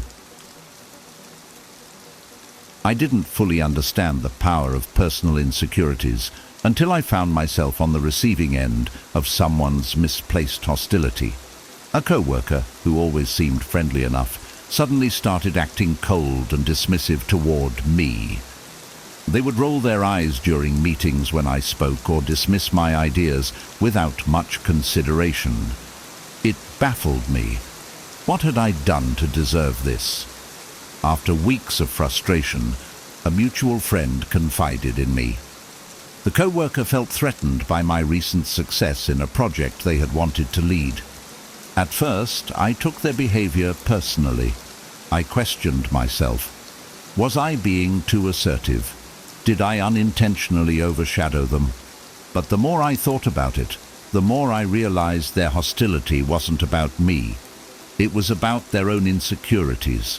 They were projecting their feelings of inadequacy onto me, using me as a scapegoat for their internal struggles. Stoic wisdom offered clarity.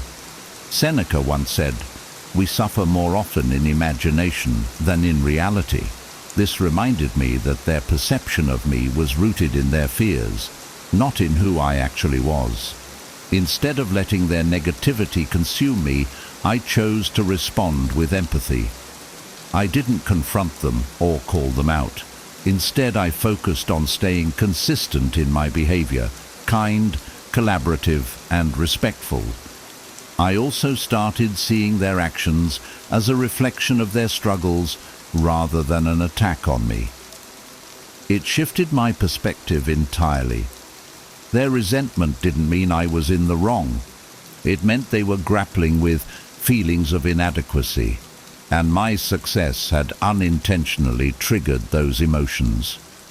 Now, when I encounter similar situations, I remind myself of this lesson. Everyone has insecurities, and sometimes they manifest as negativity toward others. It's not my job to fix their feelings, but it is my responsibility to maintain my integrity. Instead of taking it personally, I choose to focus on my own growth while extending understanding to those who might be projecting their struggles. This mindset has helped me approach conflicts with more compassion and less frustration. It's a reminder that what others see in you often has more to do with what they feel about themselves, and that's their battle, not yours. 8. Lack of empathy and understanding. I used to believe that if I treated people with kindness and fairness, they'd naturally do the same in return. But over time, I realized that not everyone sees the world through the same lens. One particular experience drove this home for me. I had a disagreement with a teammate on a project. I thought I had been clear and reasonable, but they took my comments as a personal attack. Instead of talking it out, they began avoiding me, and eventually spreading negativity about me to others. At first, I was frustrated and confused. I couldn't understand how they had misunderstood my intentions so badly. But then it hit me. They weren't seeing the situation from my perspective. They had interpreted my words through the filter of their own experiences and insecurities, just as I might have done in their shoes. It wasn't malice, it was a lack of empathy and understanding.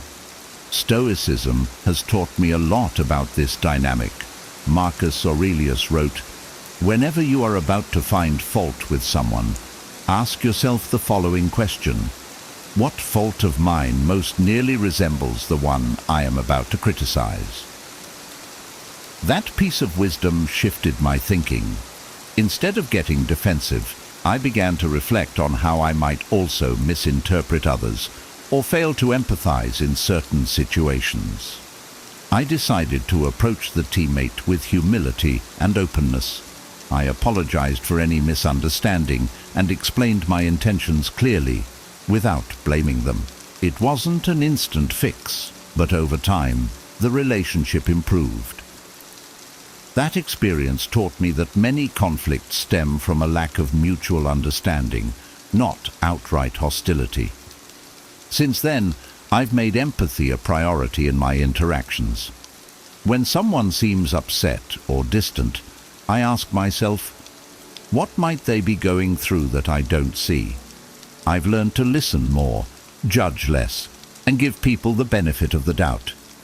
It doesn't mean excusing bad behavior, but it does mean approaching situations with compassion and a willingness to bridge the gap. Empathy isn't always easy, but it's essential for building stronger, healthier connections. By practicing it, I've found that I'm not just better at resolving conflicts, I'm also better at avoiding them in the first place. And that's a win for everyone involved. 9. The influence of social expectations.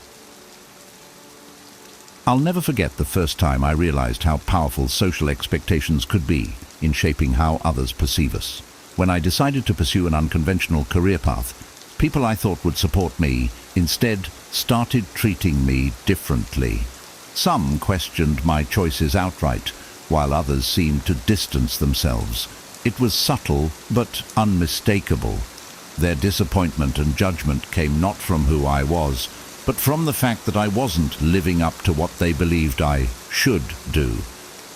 At first, I felt a deep sense of frustration. I wanted to explain myself, to justify my decisions, and prove that my path was valid.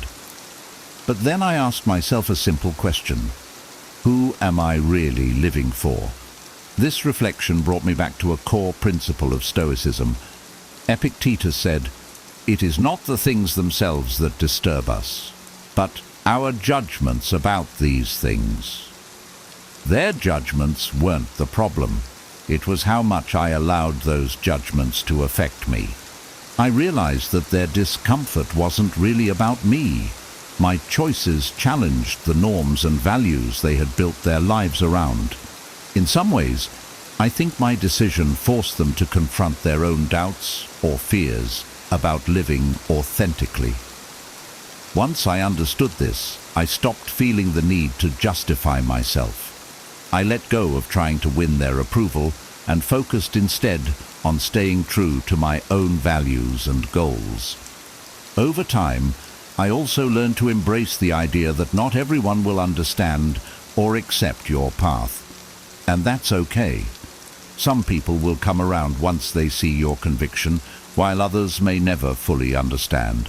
What matters is that you stay aligned with your purpose and don't let societal pressures dictate your life. Now, when I face judgment or resistance for stepping outside of the norm, I remind myself that authenticity often disrupts comfort zones, including my own. Living true to myself isn't just freeing, it's necessary for my happiness and growth. By embracing this mindset, I've found greater peace and fulfillment, and I've learned to navigate others' expectations with grace and confidence. 10. The lack of recognition. I've always believed that hard work would speak for itself, but life has taught me that's not always the case. I remember pouring my heart and soul into organizing a major event at work. I stayed late, coordinated every detail, and made sure everything went smoothly. The event was a success, but when it came time for acknowledgements, my name wasn't mentioned. Instead, someone else, who had only played a minor role, received all the praise. I felt crushed. It wasn't about wanting to be in the spotlight. It was about feeling like my effort mattered. For a while, I let the bitterness linger. I replayed the scene in my head, wondering why my contributions were invisible. But then I came across a quote by Epictetus. "Don't allow your happiness to depend on something you may lose." It made me realize that recognition, while gratifying, is fleeting and often out of our control. That moment shifted my perspective. I asked myself, why did I do the work in the first place? The answer wasn't for applause. It was because I believed in the project and wanted it to succeed. That realization helped me let go of the resentment and focus on what truly mattered, the satisfaction of knowing I gave my best effort. Since then, I've learned to find fulfillment in the process rather than the outcome. When recognition comes, I accept it gratefully, but I no longer rely on it to validate my worth. And when it doesn't, I remind myself that my value isn't tied to others' acknowledgement. I also make an effort to recognize others' contributions whenever I can. I know firsthand how much it means, and it's a simple way to spread positivity. Recognition is nice, but it's not the goal. The goal is to stay aligned with my values, take pride in my work, and keep growing. By focusing on these internal rewards, I've found that I don't need external validation as much anymore. Instead, I've discovered a deeper sense of purpose and peace, knowing that my effort and integrity will always speak for themselves, whether others notice or not. Opponentes överträffen. Rumors and gossip. I've experienced firsthand how damaging rumors and gossip can be. A few years ago, I was part of a team where one co-worker started spreading a false story about me.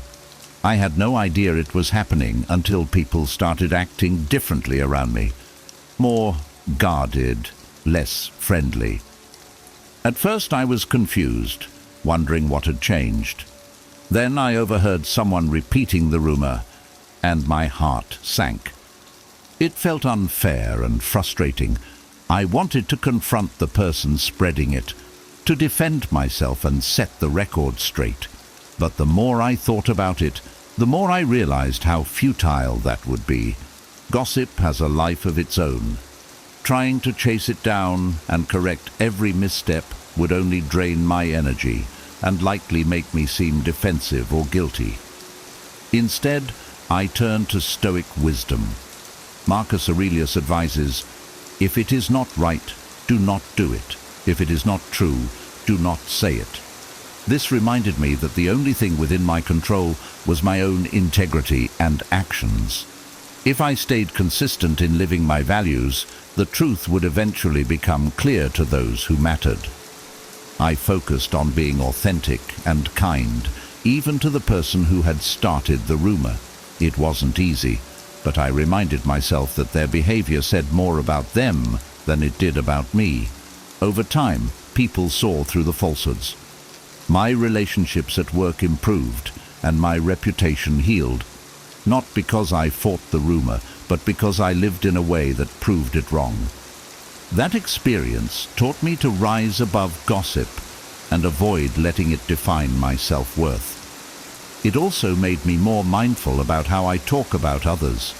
Words carry weight, and I now choose to use mine to uplift rather than tear down. When I hear rumors about others, I refuse to participate, knowing how much harm they can cause. In the end, I've learned that authenticity is the best defense against gossip. By staying true to who I am and letting my actions speak louder than others' words, I've found peace in knowing that the truth always has a way of shining through. 12. Inability to accept criticism or truth. I've learned that honesty can be a double-edged sword. There was a time when I offered constructive feedback to a close friend about a project they were working on. I approached the conversation with care, pointing out areas for improvement while also praising their efforts. I thought I was helping them grow, but instead they became defensive and distant. Over time, our friendship grew strained, and I couldn't figure out why until they admitted they had taken my feedback as a personal attack. It was a tough pill to swallow. My intentions had been good, but they weren't received that way. I realized that not everyone is ready to confront uncomfortable truths or accept criticism, no matter how gently it's delivered. Sometimes, people's inability to hear the truth stems from their own fears and insecurities. Stoicism helped me navigate this. Epictetus advises, "If you want to improve, be content to be thought foolish and stupid." This reminded me that being honest, even when it's uncomfortable, is more important than being liked. I've since learned to balance honesty with empathy. Instead of assuming that everyone is ready for the truth, I now gauge whether they're open to feedback. If they are, I try to frame it in a way that feels constructive and supportive rather than critical. And if they're not, I've learned to step back and respect their journey. It's not my place to force growth on someone who isn't ready. On the flip side, I've also reflected on how I handle criticism. It's not always easy to hear, but I remind myself that feedback is an opportunity to learn and improve. When I approach criticism with curiosity instead of defensiveness, I grow stronger and more resilient. Not everyone will react positively to honesty, and that's okay. What matters is that I stay true to my values while remaining compassionate. Whether it's offering or receiving feedback, I've learned that growth takes courage, and not everyone is ready to face it. By focusing on my integrity and practicing patience, I've found a way to navigate these situations without letting them harm my relationships or my sense of self. Now that you know these 12 reasons why people might secretly hate you, you have the power to rise above negativity and protect your peace. Remember, these feelings often reflect others' inner struggles more than they do your actions. By applying the insights and Stoic wisdom we've explored today, you can navigate these challenges with clarity, confidence, and resilience. If you found this video valuable, make sure to hit the like button. It really helps more people discover this content. Don't forget to subscribe and turn on the notification bell so you never miss an opportunity to grow wiser with us. I'd love to hear from you in the comments. What resonated most with you? Have you ever experienced situations like these, and how did you handle them? Share your takeaways and stories below. Your perspective could inspire someone else in the community. Thank you for watching, and remember, every challenge is an opportunity to grow. See you in the next video.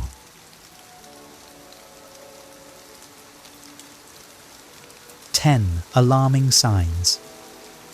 You're losing yourself in a relationship, and how to deal with this problem. Do you feel like you've lost touch with who you are since entering your relationship? It's a subtle process. Compromises here, small sacrifices there, and before you know it, you barely recognize yourself. Losing yourself in a relationship doesn't happen overnight. It's gradual, often disguised as love or devotion, but it ultimately leaves you feeling disconnected, invisible, and unfulfilled. A healthy relationship should complement your individuality, not diminish it. Yet, in the name of harmony, many of us overextend ourselves, prioritizing our partner's needs while neglecting our own. Stoic philosophy teaches us the value of self-respect and balance. As Epictetus said, freedom is the only worthy goal in life. It is won by disregarding things that lie beyond our control. In relationships, this freedom comes from staying true to your values, even as you grow together with another person. This video will guide you through 10 alarming signs that you might be losing yourself in your relationship. Each point is designed to help you reflect on your current dynamics, identify areas where you may be compromising too much, and find ways to reclaim your sense of self. Remember, losing yourself doesn't mean the relationship is doomed. It's a wake-up call. With awareness and action, you can create a partnership that honors both your individuality and your connection. Let us approach this with the wisdom of the Stoics, calmly, courageously, and with the intention of living in alignment with our true selves. Let's dive in. 1. You've stopped pursuing your interests. One of the first signs that you're losing yourself in a relationship is letting go of the passions and hobbies that once brought you joy. Whether it's painting, exercising, reading, or spending time with friends, these activities often take a back seat as your focus shifts entirely to your partner's needs and preferences. For example, maybe you used to attend a weekly yoga class, but now you skip it because your partner prefers to spend evenings together. Or perhaps you loved gardening, but it no longer feels worth the effort since your partner doesn't share the same enthusiasm. Over time, these small sacrifices add up, and you begin to lose touch with what makes you feel alive. Stoicism teaches us to value what is within our control, our choices and actions. Marcus Aurelius wrote, "You have power over your mind, not outside events. Realize this, and you will find strength. By letting go of your passions, you surrender a part of your identity, which diminishes your overall strength and joy. To reclaim this part of yourself, start small. Dedicate even 15 minutes a day to something you love. Let your partner know that these interests are part of what makes you who you are. I'm going to spend some time on my painting tonight. It's important to me." A healthy relationship will not only allow space for your individuality, but encourage it. Your interests are not just hobbies, they are expressions of who you are. By nurturing them, you not only honor yourself, but also bring a fuller, more vibrant self to your relationship. 2. You constantly seek their approval. Do you find yourself hesitating to make decisions without first consulting your partner? Constantly seeking their approval, whether for small choices like what to wear or big decisions about your career, is a sign that you may be losing confidence in your own judgment. Over time, this behavior can lead to dependence, eroding your sense of autonomy. Imagine wanting to pursue a professional opportunity, but instead of trusting your instincts, you delay, worrying about how your partner might feel. Or perhaps you change your plans, outfit, or opinion to align with what you think they'd prefer. While seeking input in a partnership is natural, consistently prioritizing their opinion over your own is not. Stoicism teaches us to live with self-respect and integrity. Marcus Aurelius wrote, "If it is not right, do not do it. If it is not true, do not say it." This wisdom applies not only to moral choices, but also to how we honor our own inner compass. Relying too heavily on another's validation weakens the foundation of your self-trust. To counter this, practice making decisions independently. Start small, choose something without asking for their input, then reflect on how it feels to trust yourself. Gradually, you'll rebuild confidence in your ability to navigate life on your own terms. When appropriate, involve your partner in your decisions, but ensure it's a collaboration, not dependence. Approval from your partner should enhance your confidence, not define it. By trusting your judgment, you reclaim your autonomy and strengthen both your relationship and your sense of self. 3. You compromise your values. Have you ever found yourself going along with something that doesn't sit right with you, just to maintain harmony in your relationship? Whether it's agreeing with their views to avoid conflict or participating in activities that conflict with your principles, compromising your values is a troubling sign that you may be losing yourself. For example, you might agree to cut corners in a financial decision because your partner insists it's not a big deal, even though honesty is a core value for you. Or perhaps you stay silent about an issue that matters deeply to you because you fear their disapproval.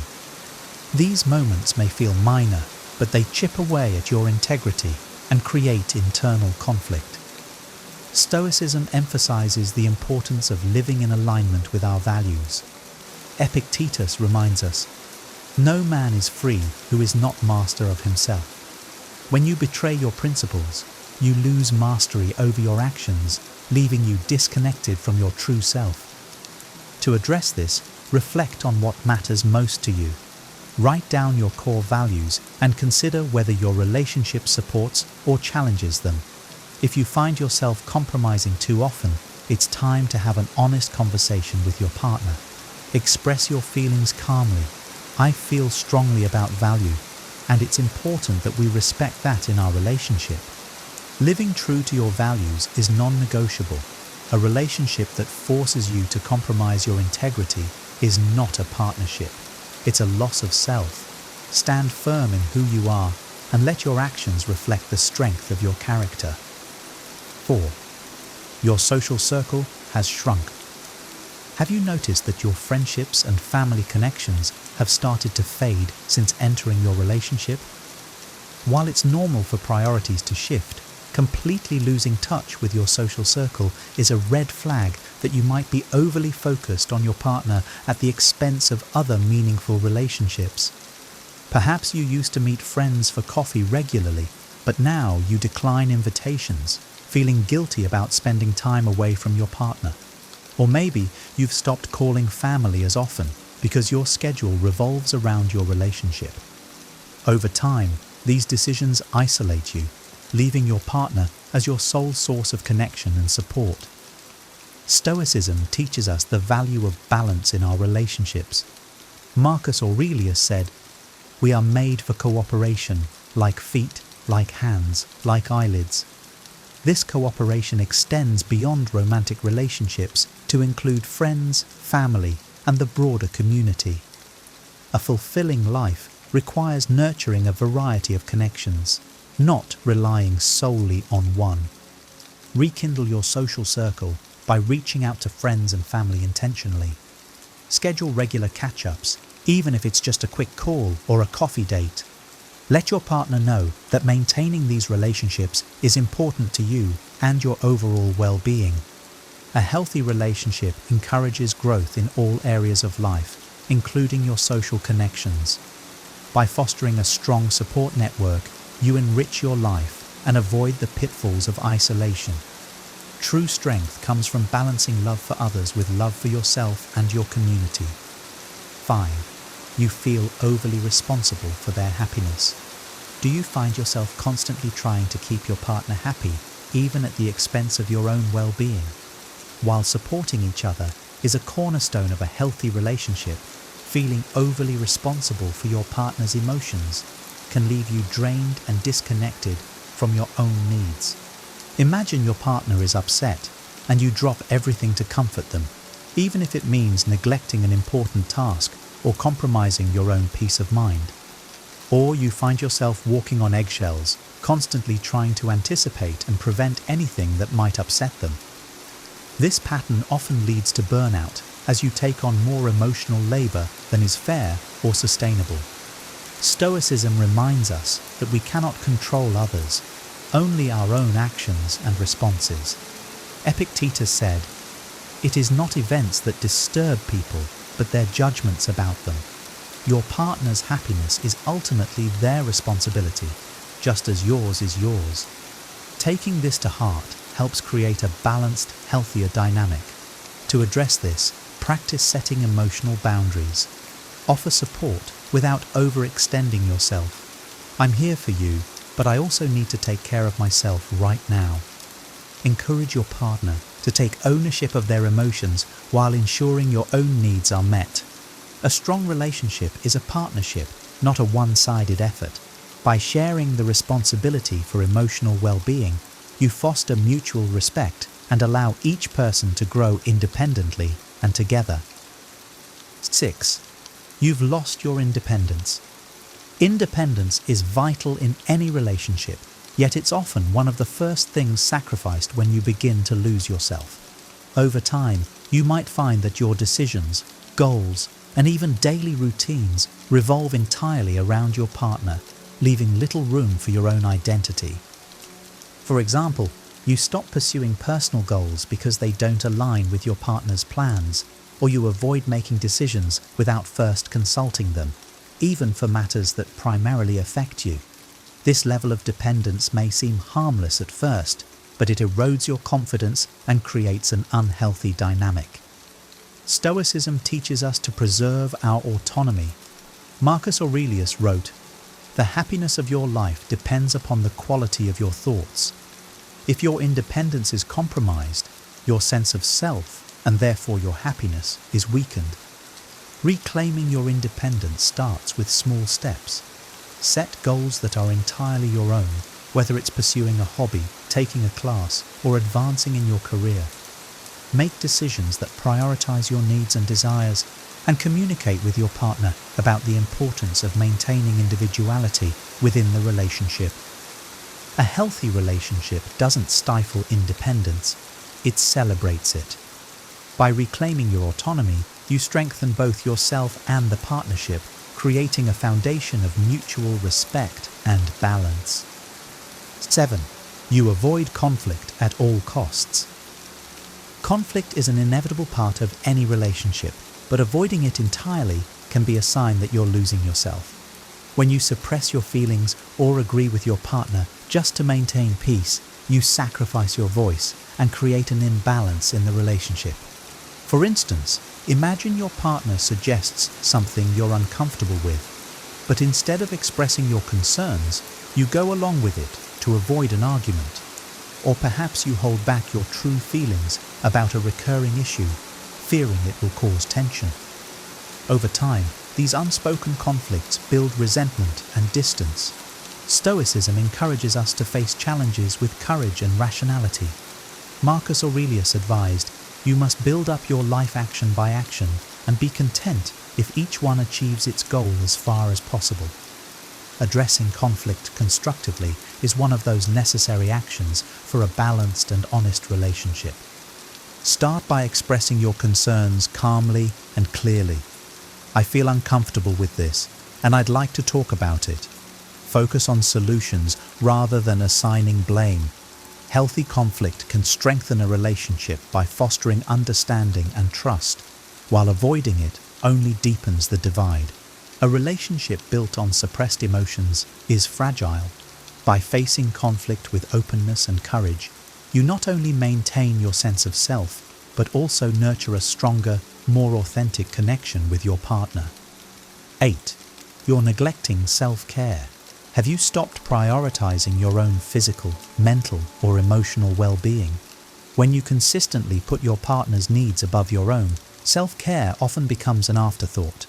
Over time, this neglect can leave you feeling exhausted, unbalanced, and disconnected from yourself. For example, you skip workouts or healthy meals because your partner's schedule or preferences take precedence. Or you stop carving out alone time because you feel guilty for prioritizing yourself. While it may seem noble to focus on your partner, neglecting self-care depletes your ability to show up fully in the relationship. Stoicism teaches us the importance of nurturing our inner and outer well-being. As Epictetus said, "Take care of your body as if it were a temple." Self-care isn't selfish, it's essential. Without it, you cannot bring your best self to any aspect of life, including your relationship. Start by reclaiming small moments for yourself. Dedicate 20 minutes each day to something that recharges you, whether it's meditating, exercising, or reading. Communicate to your partner that self-care is non-negotiable for your health and happiness. A supportive partner will respect this and encourage you to take time for yourself. Remember, you can't pour from an empty cup. Prioritizing self-care ensures you remain balanced and capable of nurturing both yourself and your relationship. 9. You feel unrecognized or invisible. Do you feel like your thoughts, feelings, and achievements go unnoticed in your relationship? When your partner dominates conversations or dismisses your contributions, it can leave you feeling unappreciated and invisible. For instance, you might share an accomplishment only for your partner to downplay it or quickly shift the focus back to themselves. Or you might express a concern only to feel like your voice isn't being heard. Over time, this dynamic erodes your confidence and makes you question your value in the relationship. Stoicism emphasizes the importance of self-worth. Marcus Aurelius wrote, "Man must consider not only his functions, but what the thing is which forms his judgment." Your value isn't diminished because someone else fails to see it. It is inherent and unwavering. If you feel invisible, address it with honesty and assertiveness. "I feel like my thoughts and feelings aren't being acknowledged, and I'd like us to work on communicating better." A healthy relationship is built on mutual recognition and respect. By ensuring your voice is heard, you reaffirm your worth and create a more balanced dynamic. A wise person knows that recognition begins with self-respect. 10. You don't recognize yourself anymore. Perhaps the most alarming sign that you're losing yourself in a relationship is the feeling that you've become a stranger to yourself. Your goals, passions, and even your personality feel muted or entirely absent, leaving you wondering who you've become. For example, you used to dream of pursuing a certain career, but now that vision feels distant or irrelevant. Or maybe your sense of humor, once vibrant and carefree, has been replaced by constant worry about pleasing your partner. This loss of self can create a deep sense of emptiness. Stoicism teaches us that self-awareness is essential to a meaningful life. Seneca said, "To live is to be mindful."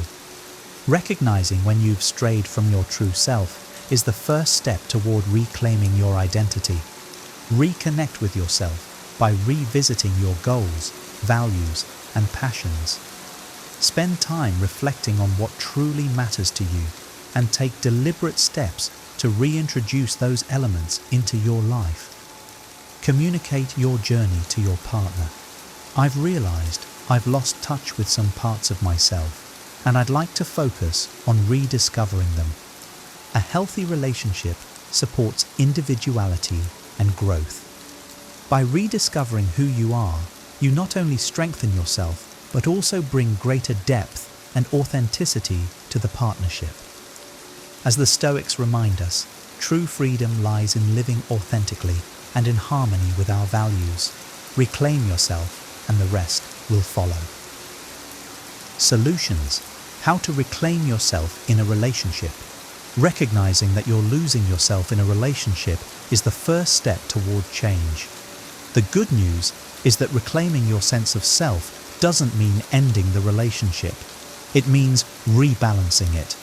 By addressing these patterns with clarity and wisdom, you can create a healthier, more fulfilling dynamic.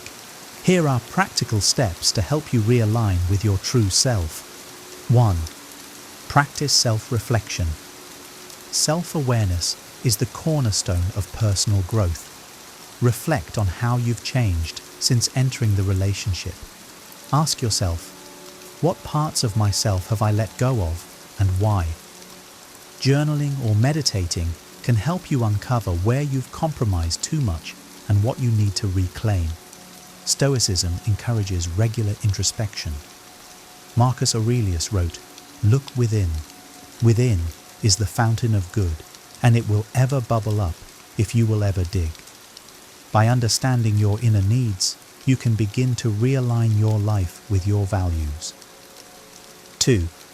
Set clear boundaries. Healthy relationships thrive on mutual respect and boundaries. Identify areas where you've overextended yourself, whether it's emotional labor, time, or energy, and communicate your limits to your partner. For example, if you've been neglecting your hobbies, let your partner know, "I'd like to dedicate some evenings to my painting. It's something that helps me feel grounded." Boundaries are not walls, they're bridges that foster understanding and respect. 3. Reconnect with your passions. Rediscover activities that make you feel alive, whether it's taking up an old hobby, exploring a new interest, or dedicating time to personal goals. Prioritize these pursuits as essential to your well-being. Seneca's wisdom applies here. True happiness is to enjoy the present without anxious dependence upon the future. By reintroducing joy into your life, you reclaim a vital part of who you are. 4. Strengthen outside relationships. A balanced life includes connections beyond your romantic relationship. Rebuild ties with friends, family, and your community. Schedule regular meetups or calls with loved ones and invest in these relationships as a source of support and fulfillment. As Marcus Aurelius said, "We are made for cooperation." Nurturing your wider circle enhances your sense of belonging and prevents over-reliance on your partner. 5. Foster independence. Regain confidence in your ability to navigate life on your own terms. Set personal goals and make decisions that align with your values, even if they don't directly involve your partner. Independence isn't about separation. It's about maintaining your identity while being part of a partnership. Epictetus reminds us, "No man is free who is not master of himself." True freedom in a relationship comes from standing firm in your individuality. Losing yourself in a relationship doesn't happen overnight, and reclaiming yourself takes time, reflection, and deliberate action. The key is to approach this process with grace and wisdom, understanding that a healthy relationship is one where both partners grow together while maintaining their individuality. Stoic philosophy offers timeless guidance.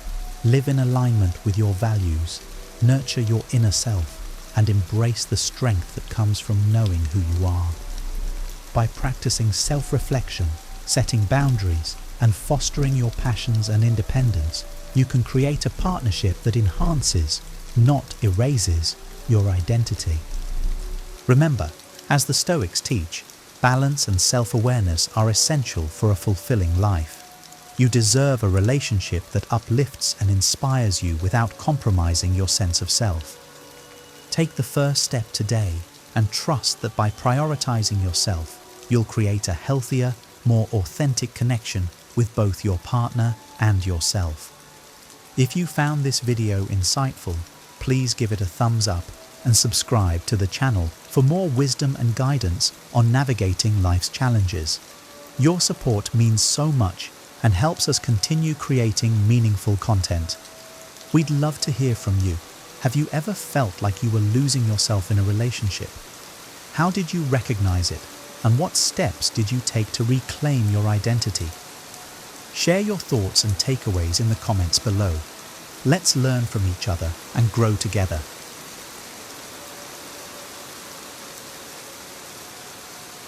Imagine a life where you're no longer working just to make ends meet, but instead building real, lasting wealth. Wealth that brings you freedom, fulfillment, and impact. These aren't just any money rules. These are the strategies that took me from struggling paycheck to paycheck to questioning the very meaning of money. But here's the twist. Most people think building wealth is just about making more money. Yet nothing could be further from the truth. In fact, following conventional advice almost held me back. I learned the hard way that true wealth requires a mindset shift, a set of rules that goes against what most people believe. I'm talking about principles that not only grow your bank account, but free you from financial stress and open doors to opportunities you never imagined. If you're tired of just getting by and want to discover the unconventional rules that could transform your financial future, keep watching. So, what's different about these 20 rules?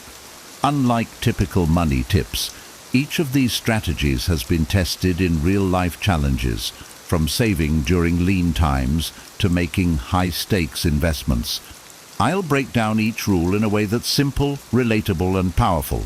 So by the end, you'll have a roadmap to wealth that doesn't just promise financial gain, but also gives you the peace of mind and purpose that come with true financial freedom. Ready to see the first step? Let's dive in. 1. Avoid lifestyle creep. One of the hardest things to avoid once you start making decent money is the urge to upgrade your lifestyle. I remember early in my career when I got my first big paycheck, the temptation to buy a nicer car or move into a swankier apartment was overwhelming. After all, I had worked hard to get here, so why not reward myself, right? But I quickly realized that this thinking was a trap. I'd heard it called lifestyle creep before, and now it made sense. My spending would just keep growing with every raise or promotion if I wasn't careful. At first, it felt restrictive to hold back. I wanted to enjoy my success and share it with friends and family. But over time, I found more meaning in staying grounded and reinvesting that extra money in ways that would pay off down the road. Instead of buying that new BMW, I put the money toward a side business I'd always wanted to start. And you know what? That business ended up creating even more financial security for me in the future. The funny thing is, delaying those instant gratifications taught me something even more valuable than financial discipline. It taught me patience. I became someone who could look beyond the immediate reward for something bigger and better in the future. Today, I still live below my means, which lets me keep building a secure future while also freeing me from the pressure of keeping up with anyone else.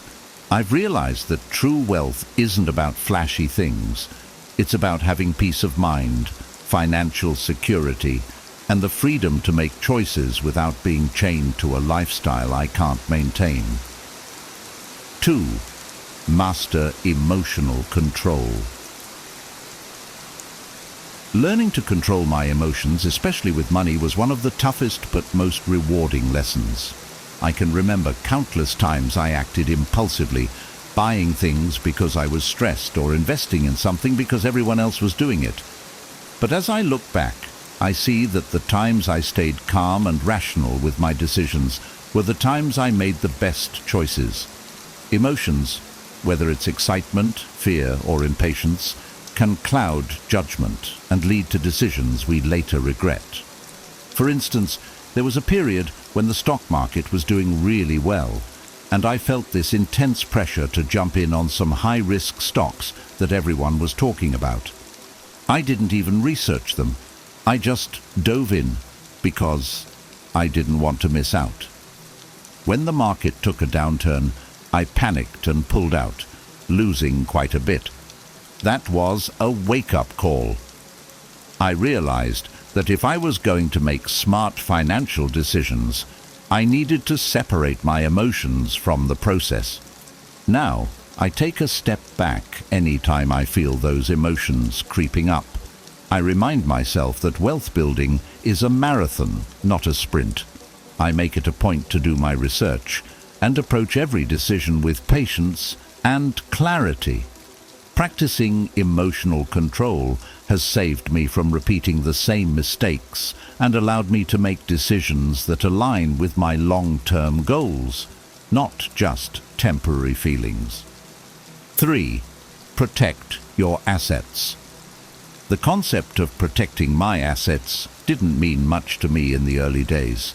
Back then, I thought building wealth was just about making money, but after seeing some close calls, unexpected expenses, family emergencies, even an economic downturn, I realized that protecting what I already had was just as important as growing it. I remember one incident when a medical emergency hit my family. Without proper insurance and savings, I would have been in serious financial trouble. That's when I understood the value of having a safety net. Insurance, emergency funds, and legal protections aren't just for big wealth. They're essential for anyone who wants to be financially secure. Today, I make sure I have coverage in the right areas: health, home, and car, and a solid emergency fund. I also explored setting up a legal framework to protect my assets, like putting certain investments in trusts. These steps help me feel secure and prepared for life's curveballs. Protecting my assets has given me peace of mind, knowing that no matter what happens, I'm prepared to handle it without risking my financial foundation. 4. Think long-term. When I first started working, my focus was entirely on short-term goals, monthly expenses, upcoming trips, a new gadget I wanted. But as I matured, I realized that if I wanted to build lasting wealth, I had to start thinking long-term. I remember someone telling me, the best time to start investing was yesterday. The second best time is today. That phrase stuck with me and changed my approach to money. One of the first things I did was start a retirement fund. It felt odd, thinking about retirement while I was still young, but I began to understand that wealth grows with time. The earlier I started, the more it would compound. I set up automated contributions to a retirement account, and over the years, I've watched it grow, little by little. Now, instead of chasing quick wins, I focus on investments that will benefit me 10, 20, or even 30 years down the line. Thinking long-term has helped me feel secure in my financial choices and taught me patience. It's about planting seeds today that will grow into something meaningful in the future. Instead of spending every dollar now, I know I'm working toward a bigger goal that will pay off and sustain me in years to come. 5. Assign your priorities. For a long time, I struggled with saying no to opportunities. Every new project, every investment, every business idea seemed like a great chance to make money. But I quickly realized that spreading myself too thin was counterproductive. The more I said yes to everything, the less time and energy I had for the things that truly mattered. One of the biggest breakthroughs for me was learning to assign my priorities and focus on what I did best. I asked myself, what am I genuinely good at? Where do my strengths lie? I identified my core skills and interests, and I decided to build around those. Instead of jumping at every opportunity, I committed to becoming exceptional at one thing. I learned that by becoming best in class in one area, I could unlock more opportunities than if I dabbled in many. It wasn't easy at first. There was always that fear of missing out. But I soon discovered that my focus and dedication brought me more success. I didn't just build wealth, I built expertise and a reputation in my field. By prioritizing, I became the go-to person for specific projects, and my financial growth followed. Now, I approach every new opportunity by asking, does this align with my priorities? It's given me clarity, direction, and a much more intentional path to wealth. 6. Minimize borrowing. There was a time when I thought borrowing money was normal, even necessary, for making big purchases. I remember buying my first set of furniture with financing. It seemed harmless, no payments for a year, low interest, but over time, I ended up paying far more than the actual value of the furniture. That's when I realized that borrowing for things that don't generate income is a slippery slope. After that, I started being more mindful about when and why I borrowed. I learned that there's good debt and bad debt. Borrowing to buy a new car or splurge on a vacation falls under bad debt because it drains my income without giving anything back. But borrowing to invest in skills or a business or even real estate is different. Those are assets that, if managed well, could pay back the loan and more. Nowadays, I follow a simple rule. If I can't afford it up front, I wait or work until I can. I make exceptions only for investments that improve my earning power or generate passive income. It's not always easy to hold back, but minimizing borrowing has freed me from debt anxiety. I don't owe anyone, and I'm not tied down by monthly payments. This approach has given me peace of mind, more control over my finances, and the freedom to make decisions based on my goals, not debt obligations. 7. Spend less than you make. This rule seems so basic, but it's one of the most powerful. I used to think that if I could just make more money, all my problems would be solved. But after a few years of making more money, I found myself still struggling to save anything substantial. Why? Because my spending habits had grown with my income. I wasn't spending wildly, but I also wasn't saving or investing as much as I could have. It took me a while to realize that it's not about how much I earn, it's about how much I keep. Once I accepted that, I started setting a monthly budget. I decided to live on a set percentage of my income and save or invest the rest. This one decision changed everything. Suddenly, I had extra money each month, and it felt empowering. I could use it to grow my emergency fund, invest in stocks, or put it into a side business.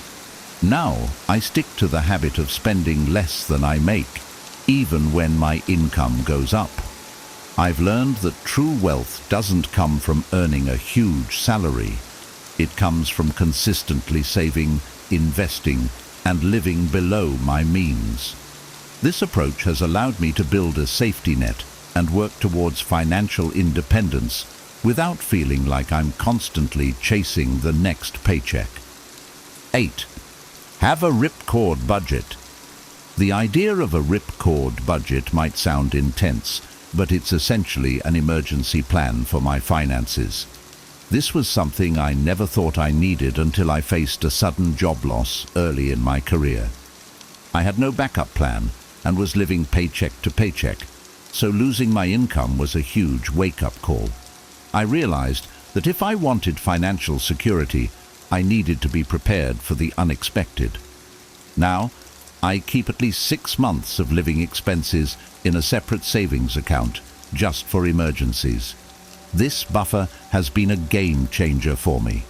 Knowing that I have that safety net means I don't have to panic or make rushed decisions if something goes wrong, like a sudden job change, a health emergency, or an unexpected expense. It gives me the confidence to take calculated risks knowing I have a cushion to fall back on. Having a ripcord budget isn't about expecting the worst. It's about being prepared for whatever life throws my way.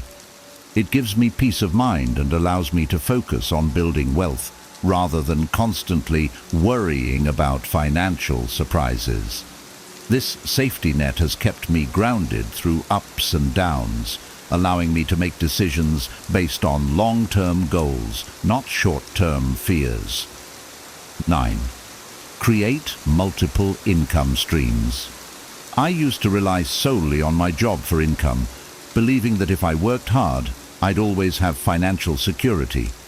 But after experiencing layoffs and economic downturns, I realized that putting all my eggs in one basket was risky. I needed more than one source of income to feel truly secure and financially free. That's when I started exploring other income streams.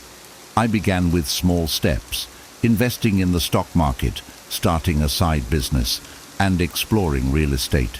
Each new source of income took effort and patience, but it paid off over time. Today I have several streams of income, and the sense of security it gives me is invaluable. If one stream slows down, I'm not left scrambling because I have others to rely on. Creating multiple income streams has taught me the power of diversification. It's allowed me to take on new opportunities without worrying that a single setback will derail my financial progress. Building these streams took time and a willingness to try new things, but the freedom and peace of mind they provide are worth every effort. I no longer feel like my financial security hinges on one paycheck, and that's an empowering feeling. 10. Build a personal P&L. For a long time, I thought a profit and loss P&L statement was just for businesses, but then a friend who was financially savvy suggested I apply the same concept to my personal finances. At first it sounded like overkill, but the more I thought about it, the more it made sense. If I wanted to grow my wealth, I needed to have a clear understanding of what was coming in, what was going out, and what I was left with. So, I sat down and started tracking my income and expenses, just like a business would. I categorized my spending, set monthly goals, and calculated my profit, savings, at the end of each month. This process gave me a whole new level of clarity about my finances. I could see where I was overspending and where I could cut back. I also started setting specific savings and investment targets, which helped me stay accountable. Now, managing my finances with a personal P&L has become second nature. It's empowering to see my profits grow and to know exactly where I stand financially. This practice has helped me make better financial decisions, stay on top of my goals, and build a stronger foundation for wealth. Treating my finances like a business has been one of the most effective strategies for building long-term financial security. 11. Leverage compounding. When I first learned about the power of compounding, it felt almost magical. I'd always known that saving money was important, but it wasn't until I understood how compound interest works that I realized how powerful it could be. The idea that my money could grow exponentially just by being invested over time changed my whole approach to wealth building. I remember opening my first retirement account and starting with small, regular contributions. At first, the growth was slow, and I barely noticed a difference. But as the years went by, I started to see the compounding effect. My interest was earning interest, and that interest was growing on itself. Suddenly, what seemed like a modest investment was turning into something much larger. Now, I prioritize investing early and consistently. I contribute to my retirement account, my brokerage accounts, and other investments with a long-term perspective. I've learned that the earlier I start, the more time my money has to grow. Compounding has taught me patience and discipline. It's about playing the long game and letting time work in my favor. Looking at my growing investments today, I'm grateful that I committed to this approach early on. Compounding has shown me that small, steady contributions can lead to substantial wealth over time. It's one of the most powerful tools for building financial security, and it's as simple as starting early and staying consistent. 12. Define your why. For a while I thought building wealth was just about making more money, but as I worked harder and achieved more, I found myself wondering why I was doing it all. What was the point if I wasn't clear on what I wanted out of life? That's when I realized I needed a why, a purpose behind my goals that would drive me and keep me focused. I took time to reflect on what mattered most to me. I realized that my ultimate goal wasn't just financial freedom, but the freedom to spend time with family, pursue passions, and help others. My why became about creating a life where I didn't have to worry about money, so I could focus on the things that truly mattered to me. Knowing this changed everything. It wasn't just about accumulating wealth. It was about what that wealth would allow me to do. Today, whenever I feel unmotivated or frustrated, I go back to my why. It reminds me why I started this journey in the first place. Having a clear purpose has made every step more meaningful, and it helps me make financial decisions that align with my true goals. Defining my why has transformed wealth building from a task into a passion, because now every dollar I save or invest brings me closer to a life that fulfills me. 13. Money is a tool, not the goal. For years I made the mistake of thinking that money itself was the goal. I believed that if I just had enough money, I'd be happy and fulfilled. But after reaching a certain financial milestone, I found myself wondering, what's next? I had the money, but I still felt like something was missing. That's when I learned that money is a tool, not the goal. Money, I realized, is a means to an end. It can buy freedom, security, and the ability to pursue passions, but it doesn't define happiness or fulfillment. This shift in mindset changed how I approached my finances. Instead of obsessing over how much I had, I started focusing on what I could do with it. Could it allow me to spend more time with loved ones? Could it fund a project I'm passionate about?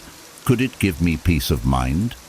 Now, I see money as a resource to design the life I want. This perspective has made wealth building more rewarding because I'm not just accumulating money for the sake of it. I'm using it to create value in my life and in the lives of others. Understanding that money is a tool has freed me from financial stress and helped me focus on what truly matters. 14. Network is your net worth. Early in my career, I underestimated the power of a strong network. I thought that success was just about hard work and skills, but over time I realized that the people I surrounded myself with were just as important. One of my mentors once told me, "You're the average of the 5 people you spend the most time with." And it struck a chord. I realized that if I wanted to grow, I needed to be around people who were also striving for success. Building a strong network has been transformative. I've met people who not only inspire me, but also challenge me to be better. My network has opened doors to opportunities I never would have found on my own. From new business ventures, to investment tips, to personal growth. Surrounding myself with driven, like-minded individuals has pushed me to aim higher and stay focused. Today, I make an effort to nurture my relationships and seek out connections with people who share my values and goals. I've learned that networking isn't just about knowing a lot of people. It's about building meaningful relationships that uplift and support each other. My network has become one of my most valuable assets, and I'm grateful for the doors it has opened and the growth it has inspired. 15. High tides. Rise. All boats. I used to think that wealth building was a solo journey, but over time I realized that helping others succeed has been just as important as my own growth. I remember a time when I hesitated to train a colleague because I worried they might surpass me or leave. But then I heard a quote that changed my mindset. What if you don't train them and they stay? That's when I started embracing the idea that high tides rise all boats. If I can help the people around me grow, it creates a better environment for all of us. I've found that when I invest in others, whether by sharing knowledge, offering guidance, or supporting their goals, it comes back to me in unexpected ways. Their success doesn't take away from mine, it adds to it. Now, I approach wealth building with a team mindset. I support my peers, colleagues, and even friends in their pursuits, because I know that when they succeed, we all benefit. This mindset shift has not only strengthened my relationships, but also created a sense of community and shared success. Helping others reach their potential has been deeply rewarding and has added a new dimension to my own journey. 16. Invest in knowledge. One of the best decisions I made was to prioritize learning and personal development. Early in my career, I didn't see the value in spending money on courses, books, or seminars. I thought I already knew enough to succeed. But as I started seeing successful people around me, I realized that they all had one thing in common. They invested in knowledge. They were constantly learning, expanding their skills, and growing their expertise. The first time I spent money on a course, I hesitated. It felt like a lot, and I worried it might not pay off. But that course ended up teaching me skills that made me more valuable in my career. It opened doors I hadn't even considered before. I started reading books on finance, business, and personal development, and each one gave me new insights that helped me make better decisions. Now, I make it a point to set aside a portion of my income for learning. I see it as an investment in myself, one that continues to pay off in ways I never imagined. Every book, course, or seminar adds to my skill set and makes me a better decision maker. Investing in knowledge has been one of the most valuable steps in my wealth building journey, and it's something I plan to keep doing for life. 17. Analyze risk-return ratios. For a long time, I thought all investments were the same. Either they were good or bad. But over time, I realized that each opportunity has its own risk and return profile, and understanding these ratios is key to making smart financial decisions. I remember one time I invested in a business idea without really evaluating the risks. I was caught up in the potential returns and didn't see the red flags. That investment didn't pan out, and I lost money. Since then, I've learned to approach every investment with a clear-eyed view of its risk-return ratio. I ask myself, what's the worst-case scenario, and am I prepared for it? I also consider the potential upside and whether it justifies the risk. Some investments, like stocks, offer high returns but come with higher risk, while others, like real estate, might offer moderate returns with lower risk. I've found that balancing these is key to building wealth without unnecessary stress. Now, I take time to analyze each investment carefully. I place my opportunities on a mental grid of high risk, high return to low risk, low return, and I choose based on my goals and tolerance. Understanding risk-return ratios has made me more strategic and helped me avoid impulsive decisions. It's given me the confidence to grow my wealth without taking on risks I'm not comfortable with. 18. Don't Fear money. For a long time I had mixed feelings about money. I grew up hearing things like, money is the root of all evil, or rich people are greedy. These beliefs made me hesitant to pursue wealth, even though I wanted financial security. I found myself self-sabotaging, passing up opportunities, or feeling guilty whenever I earned more. It took me a while to realize that my relationship with money needed a serious shift. I started reading about money mindset, and one idea resonated with me. Money itself is neutral. It's how we use it that matters. That simple realization changed everything for me. I began to see money as a tool for good, a way to provide for my family, help others, and achieve my dreams. I stopped fearing money and started inviting it into my life with a positive mindset. Now, I see wealth as something that can amplify my values and purpose. I focus on creating a healthy, abundant relationship with money, free from guilt or negative beliefs. This shift has allowed me to grow my wealth without the mental blocks I used to have. Embracing money with a positive mindset has been a game changer, and I'm grateful every day for the freedom and opportunities it brings. 19. Pay yourself first. For years, I lived by the pay everyone else first mentality. Bills, obligations, even favors for friends, all of it came before my own financial needs. The problem was, by the time I got around to myself, there was rarely anything left.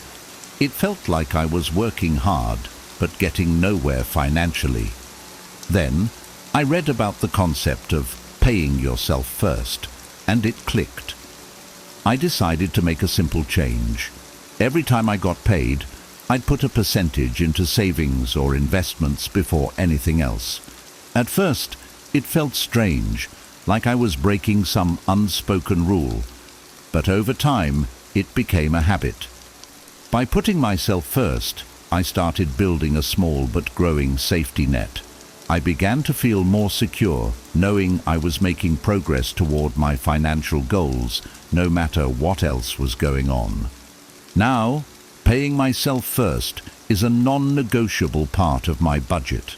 It's one of the most empowering habits I've developed, and it's helped me build real wealth. I no longer feel like I'm just working to make ends meet. I'm working to create a better future for myself. This habit has taught me the importance of prioritizing my own financial well-being and has given me the confidence to continue building my wealth. 20. Give to get. I used to think that giving away money was counterproductive to building wealth. After all, shouldn't I be saving and investing every penny to reach my goals faster? But over the years, I've realized that giving can actually be a powerful tool in wealth building. I remember the first time I donated a significant amount to a cause I cared about. It wasn't a huge amount, but it felt impactful, and the gratitude I received made me feel like I was part of something bigger. Since then, I've made giving a regular part of my financial plan. Whether it's supporting charities, helping out a friend in need, or even giving my time to volunteer, I've found that giving enriches my life in ways that go beyond money. It brings a sense of purpose and connection, and it reminds me of why I'm building wealth in the first place, to make a positive impact. Interestingly, the more I give, the more opportunities seem to come my way. I don't know if it's karma, good energy, or just the power of generosity, but giving has opened doors and brought incredible people into my life. I've learned that wealth isn't just about what I accumulate, it's about what I contribute. Giving to get has become one of my most fulfilling principles, and it's one I plan to keep practicing as I continue my journey. Now that you've heard the 20 rules that transformed my financial life, it's your turn to put them into action. Remember, building wealth isn't about quick wins.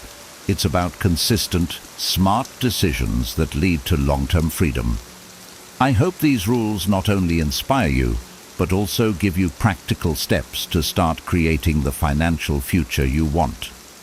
If you found value in this video, please give it a thumbs up. It really helps the channel reach more people. Don't forget to subscribe for more insights and strategies on building wealth, finding purpose, and living a fulfilling life. And, of course, I'd love to hear from you. Drop a comment below with your thoughts, questions, or the rule that resonated with you the most. Let's start a conversation and help each other grow. Thank you for watching, and I'll see you in the next video.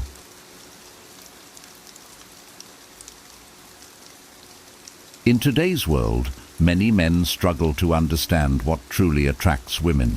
We're often told it's about looks, wealth, or saying the right things. But what if the secret to winning her heart lies not in impressing her, but in mastering ourselves? This video dives into the timeless principles of Stoicism and shows how self-mastery, emotional strength, and authentic presence are what truly make a man attractive. Forget about pick-up lines and flashy gestures. Here, you'll discover how to cultivate the inner qualities that naturally draw women in. Ready to learn the Stoic approach to lasting attraction? Let's get started. 1. Stop chasing. Start attracting. I used to think that getting someone's attention meant going above and beyond. Flowers, fancy dinners, trying to impress her with everything I did. But over time, I realized that the more I chased, the less I attracted. The harder I tried to show I was the perfect guy, the less interested she became. It was confusing and frustrating because I thought I was doing everything right. But the problem wasn't what I was doing, it was why I was doing it. When I finally understood that confidence isn't about chasing, but about standing still and letting others come to you, things changed. I stopped focusing on her reactions and started focusing on being happy with myself, regardless of anyone else's opinions. It was liberating. I noticed people, not just women, started responding to me differently.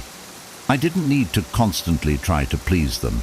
The more grounded and comfortable I became with myself, the more naturally attractive I felt, and that drew others in. Now, when I meet someone I like, I no longer obsess over winning her. I show interest, yes, but I don't need to force it. I don't need to impress her every second.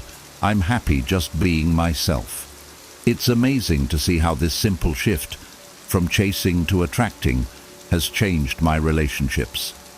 The energy is different. I feel more at ease, more present, and ultimately much more attractive. And the best part? I'm not losing myself trying to gain someone else's approval. 2. The power of consistency and reliability. One thing I've learned in life is that words are only half the story. Actions, especially consistent actions, are what truly define who we are. When I started being more intentional with reliability, everything changed. I used to be the guy who would say, "I'll be there," and then if something more exciting came up, I'd bail or arrive late. But over time, I realized that this wasn't just annoying to others. It made me feel disconnected and untrustworthy. Becoming reliable isn't just about being dependable for others. It's about developing personal integrity. When I say I'll do something, I follow through, no matter how small or large the commitment. This includes little things like being on time, following up on conversations, or even just being present when I'm with someone. Consistency shows that I care, and it builds trust in a way that words alone never could. What surprised me most was the impact it had on my relationships. People appreciate dependability more than grand gestures, I found.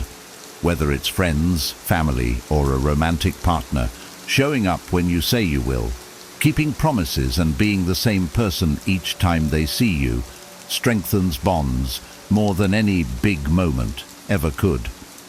And ultimately, I feel better about myself because I know I'm being true to my word. Consistency isn't flashy, but it speaks volumes. Being reliable is a subtle yet powerful way to show someone they can count on me, and there's a deep sense of pride in that. 3. Self-mastery over external impressing. There was a time when I thought that if I looked right, acted right, and said the perfect things, people would be impressed, and I'd feel better about myself. But trying to keep up with external expectations left me exhausted and frustrated. It was like constantly performing, and no matter how well I played the part, I didn't feel fulfilled or genuinely happy. This approach wasn't working because it was all about the outside, trying to change what others thought of me without addressing how I felt about myself. When I discovered Stoic philosophy, everything changed. I started shifting my focus from controlling others' perceptions to controlling my own thoughts and reactions.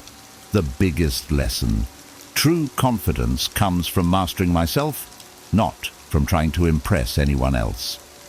As I became more centered, I noticed that people began to respond differently. They were drawn to the calm and confidence I projected naturally. Self-mastery has freed me from needing validation from others. I stopped worrying about impressing anyone and started working on being the best version of myself. Now, I don't need anyone's approval to feel good about who I am, and that inner peace is something others naturally notice. It turns out, the less I cared about impressing others, the more they seemed impressed with me. It's ironic, but true. When you master yourself, you gain a quiet confidence that makes an impression far deeper than any flashy gesture ever could. 4. Use authentic compliments and gestures. I used to think compliments were all about saying someone looked good or paying attention to obvious qualities, but I quickly realized this was superficial and had little impact. Most people can see right through a hollow compliment. It's easy to say, "You look great," or "You're so beautiful," but these statements are often so overused that they hardly feel special anymore. That's when I began paying attention to more meaningful details. When I meet someone I'm interested in, I focus on who they are rather than just how they look. If she's passionate about her job or a hobby, I let her know that I respect her dedication or admire her intelligence. This shift has made conversations feel richer, and people genuinely appreciate that I notice things about them beyond the surface.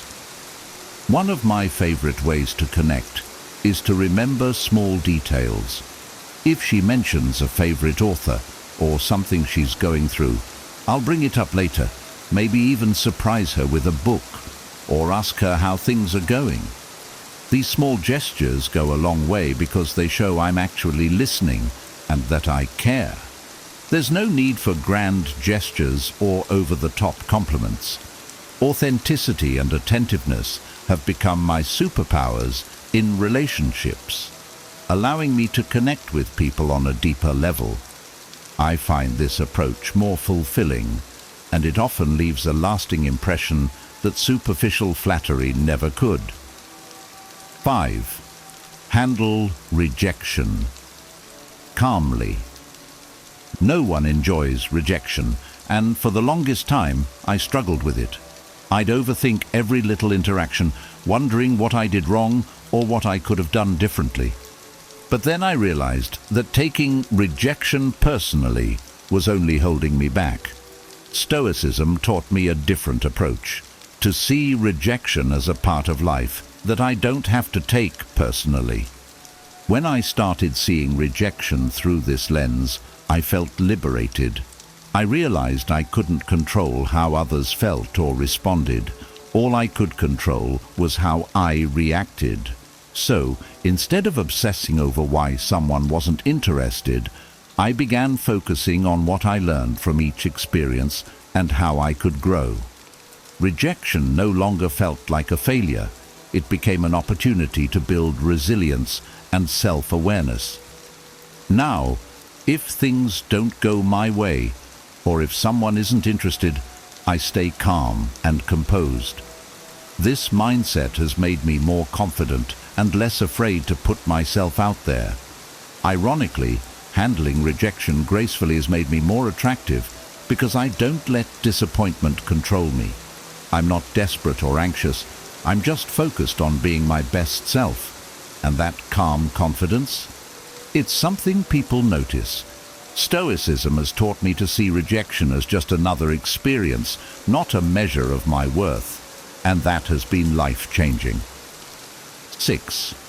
Emotional detachment for inner peace. There was a time when I was overly attached to outcomes, especially in relationships. I'd get anxious over every little thing, a delayed text or an uncertain answer, and let it affect my mood and self-esteem. But this wasn't sustainable, and it definitely wasn't making me happy. That's when I discovered the power of emotional detachment, a concept that's central to Stoicism. Emotional detachment doesn't mean being cold or indifferent. For me, it means not letting my happiness hinge on someone else's actions. If someone likes me or doesn't, I'm okay either way, because my self-worth isn't tied to their validation. This shift has brought me a sense of inner peace that's incredibly freeing. I can enjoy people's company without the need for reassurance, and I can let go when things aren't meant to be without feeling devastated. Now, I'm more present and authentic in relationships because I'm not anxiously waiting for someone else's validation. This approach has allowed me to enjoy relationships for what they are, without needing them to be something they're not. Emotional detachment isn't about giving up on love or connection. It's about finding peace within myself, so I can be genuinely open to others without fear or desperation. This mindset not only brings calm to my life, but makes me more appealing because I'm not weighed down by expectations. 7. Apply Stoicism. When I first encountered Stoicism, I was a bit skeptical. How could an ancient philosophy help me with modern-day relationships? But as I started to understand the core principles, focusing on what I can control and letting go of what I can't, I saw its transformative power. It taught me that real strength comes from within, not from external validation. Now, I don't get rattled by little things that once bothered me.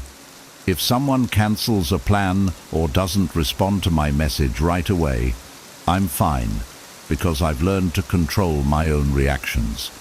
This mindset shift has made me calmer and more resilient.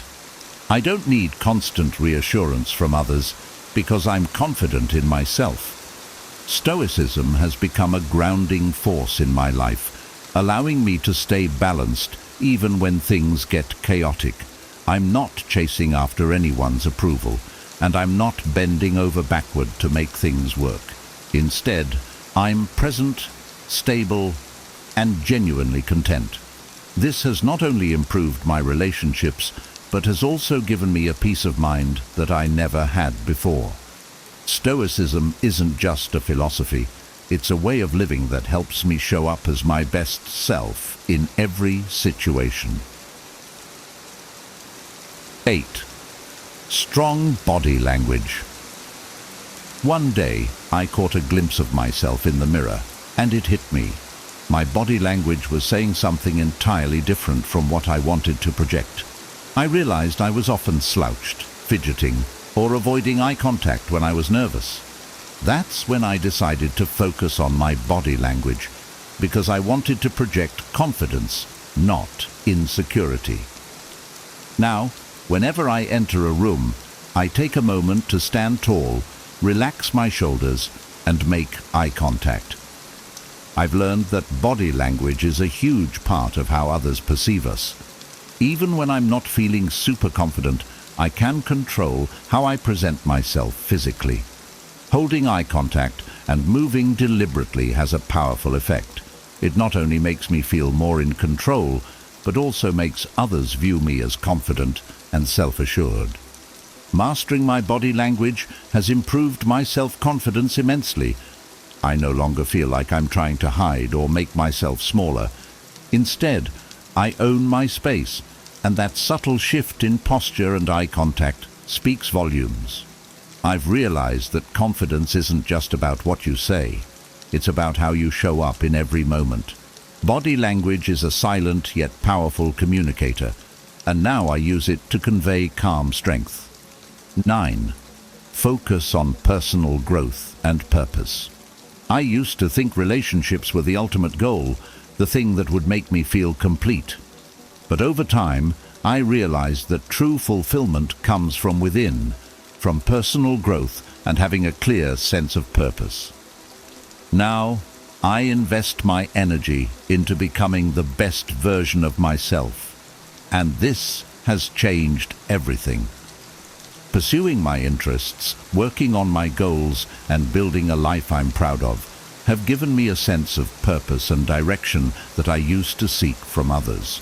And the surprising thing, this focus on personal growth has made me more attractive to others because people are naturally drawn to someone who's passionate and driven. I'm no longer seeking validation through relationships. Instead, I'm inviting people into a life that's already fulfilling. Having a purpose gives me a sense of stability that allows me to approach relationships differently. I'm not looking for someone to complete me because I'm already whole. I've realized that the best relationships come from two people who are already content with themselves, and that's exactly the kind of relationship I now attract. Personal growth isn't just about bettering myself, it's about creating a life that others want to be part of. 10. Be true to yourself. In my early dating days, I spent a lot of time trying to be who I thought others wanted me to be. I'd change my style, my interests, even my opinions just to fit in or make someone like me more. But pretending to be someone else left me feeling disconnected and frustrated because I wasn't being true to myself. Eventually, I realized that authenticity is more powerful than any facade. Being true to myself means embracing who I am, my strengths, my quirks, even my flaws. I've learned that the right person will appreciate me for who I am, not who I pretend to be. Now, instead of trying to mold myself into someone else's idea of perfect, I focus on being the best version of my true self. Staying true to myself has been empowering. I don't feel pressured to act a certain way, and I no longer stress about whether someone likes me. I know that I'm enough as I am, and that sense of self-worth shines through. Authenticity is magnetic. When you're genuinely yourself, you attract people who appreciate you. Being true to myself has not only improved my relationships, but has also brought me peace. After all, the most important relationship I have is with myself. In closing, remember that the key to real attraction isn't about gimmicks or playing games. It's about building a strong foundation within yourself. By embracing Stoic principles, mastering your emotions, and showing up authentically, you'll naturally become the kind of person others are drawn to. When you invest in becoming the best version of yourself, the right people will be drawn to you without effort. If you found value in this video, please give it a thumbs up and subscribe for more insights on relationships and self-mastery. And don't forget to share your thoughts in the comments below. We'd love to hear your perspective on how Stoicism has impacted your journey. Thank you for watching, and we'll see you in the next video. Have you ever felt like an afterthought in someone's life, despite your best efforts to be a priority? It's a frustrating experience to pour your heart into relationships only to find that your presence is undervalued. Whether it's with friends, family, or a partner, being overlooked can leave you feeling disheartened and questioning your self-worth. But what if there were strategies to change this dynamic, ensuring that you become a top priority in the lives of those you care about? In this guide, we will explore 18 powerful psychological strategies, enhanced with vivid examples and anecdotes, to help you transform your relationships and make others appreciate your true value. From cultivating mystery to showing empathy, each step is designed to elevate your significance in the eyes of others, ultimately leading to more fulfilling and balanced connections. Let's dive into these transformative techniques and revolutionize the way you're perceived and prioritized by those around you. A T1. Be positive and optimistic. Maintaining a positive attitude can have a profound impact on how others perceive you. Imagine being around someone who always sees the silver lining in every situation. Their optimism can be infectious, making you feel more hopeful and enthusiastic about life. For instance, consider Jane, who always had a smile on her face and a kind word to say. Even during stressful times at work, she remained upbeat, encouraging her colleagues and helping them see the brighter side of things. Her positive energy made her a magnet for others, who sought her company for a boost of morale. By being a source of optimism, you not only improve your own outlook, but also become a person others want to be around, making you a priority in their lives. 2. Allow them to invest in you. Letting others invest time and effort in you creates a sense of commitment and value. Think of how a gardener feels about the plants they've nurtured from seeds. The more they care for them, the more attached they become. Similarly, when people invest their time, energy, or resources into you, they begin to see you as a significant part of their lives. For example, if a friend consistently helps you with a project or spends time teaching you a new skill, they're more likely to value your relationship deeply. This investment builds a stronger bond and ensures you hold a priority position in their lives. 3. Maintain some mystery.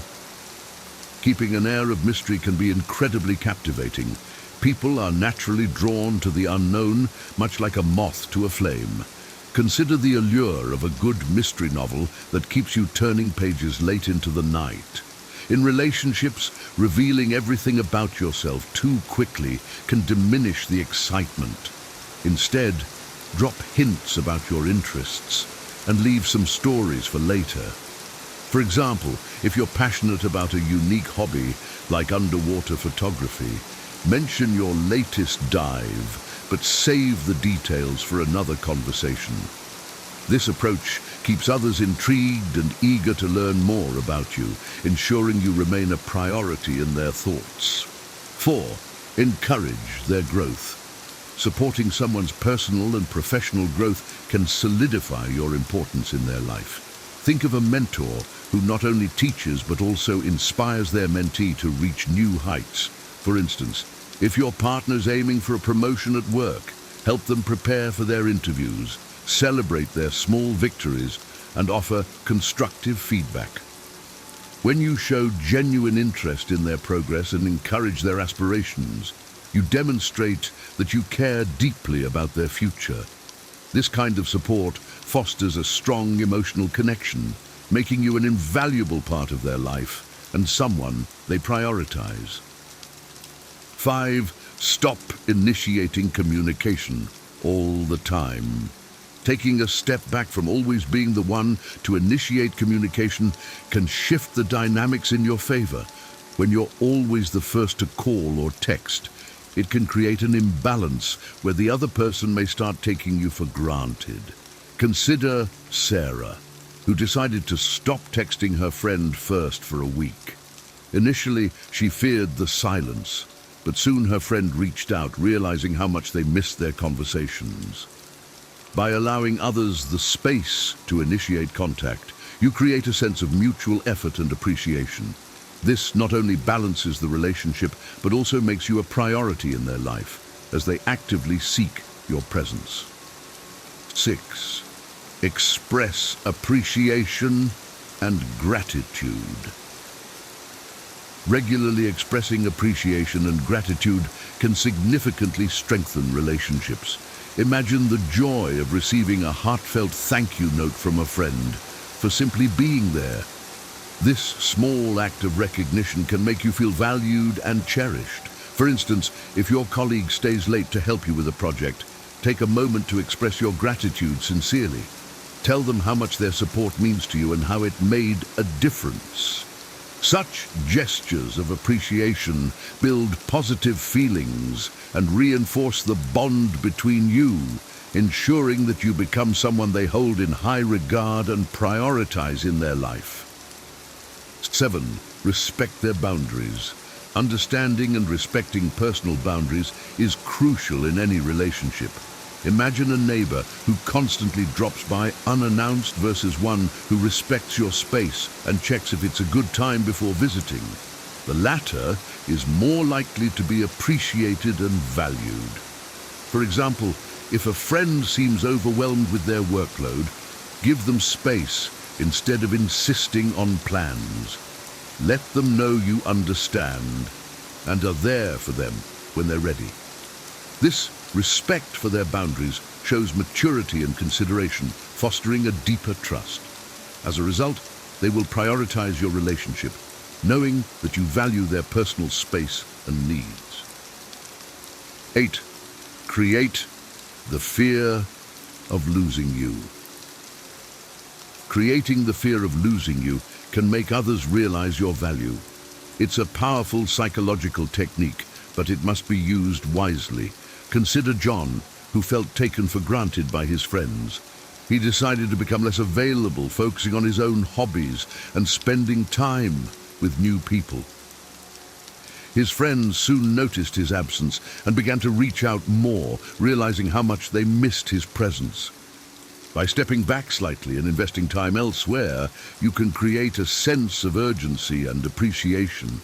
This technique, when balanced well, ensures that others recognize your importance and prioritize you in their lives. 9. Be a good listener. Being an attentive listener can significantly enhance your relationships. Imagine sharing a personal story with someone who listens intently, asks thoughtful questions, and offers empathetic responses. This kind of interaction makes you feel heard and valued. For instance, if a friend is going through a tough time, give them your full attention. Put away distractions, listen to their concerns, and acknowledge their feelings. Your genuine interest and understanding can make a profound impact. By being a good listener, you demonstrate that you value their experiences and emotions, which in turn makes you a priority in their life as they seek your supportive presence. 10. Avoid being always available. Being too available can sometimes lead to being taken for granted. Think of a restaurant that's always open versus one with limited exclusive hours. The latter often feels more special and valued. For example, if you're always ready to drop everything for a friend, they might start expecting it rather than appreciating it. Instead, balance your availability. Let them know you have other commitments and interests. This not only shows that you value your time, but also makes them value the moments you do spend together. By not always being available, you enhance the quality of your interactions and ensure you're seen as a priority, not just a convenience. 11. Develop shared interests. Engaging in activities or hobbies that both you and the other person enjoy can significantly strengthen your bond. Imagine two friends who bond over their love for hiking. They plan trips together, share experiences, and create lasting memories on the trails. These shared interests deepen their connection and ensure they prioritize spending time together. For example, if your partner loves cooking, take a cooking class together. This shared activity not only brings you closer, but also creates opportunities for quality time. Developing shared interests fosters a sense of camaraderie and mutual enjoyment, making you an integral part of their life. 12. Show consistency. Being dependable and consistent in your actions builds trust and reinforces your importance in someone's life.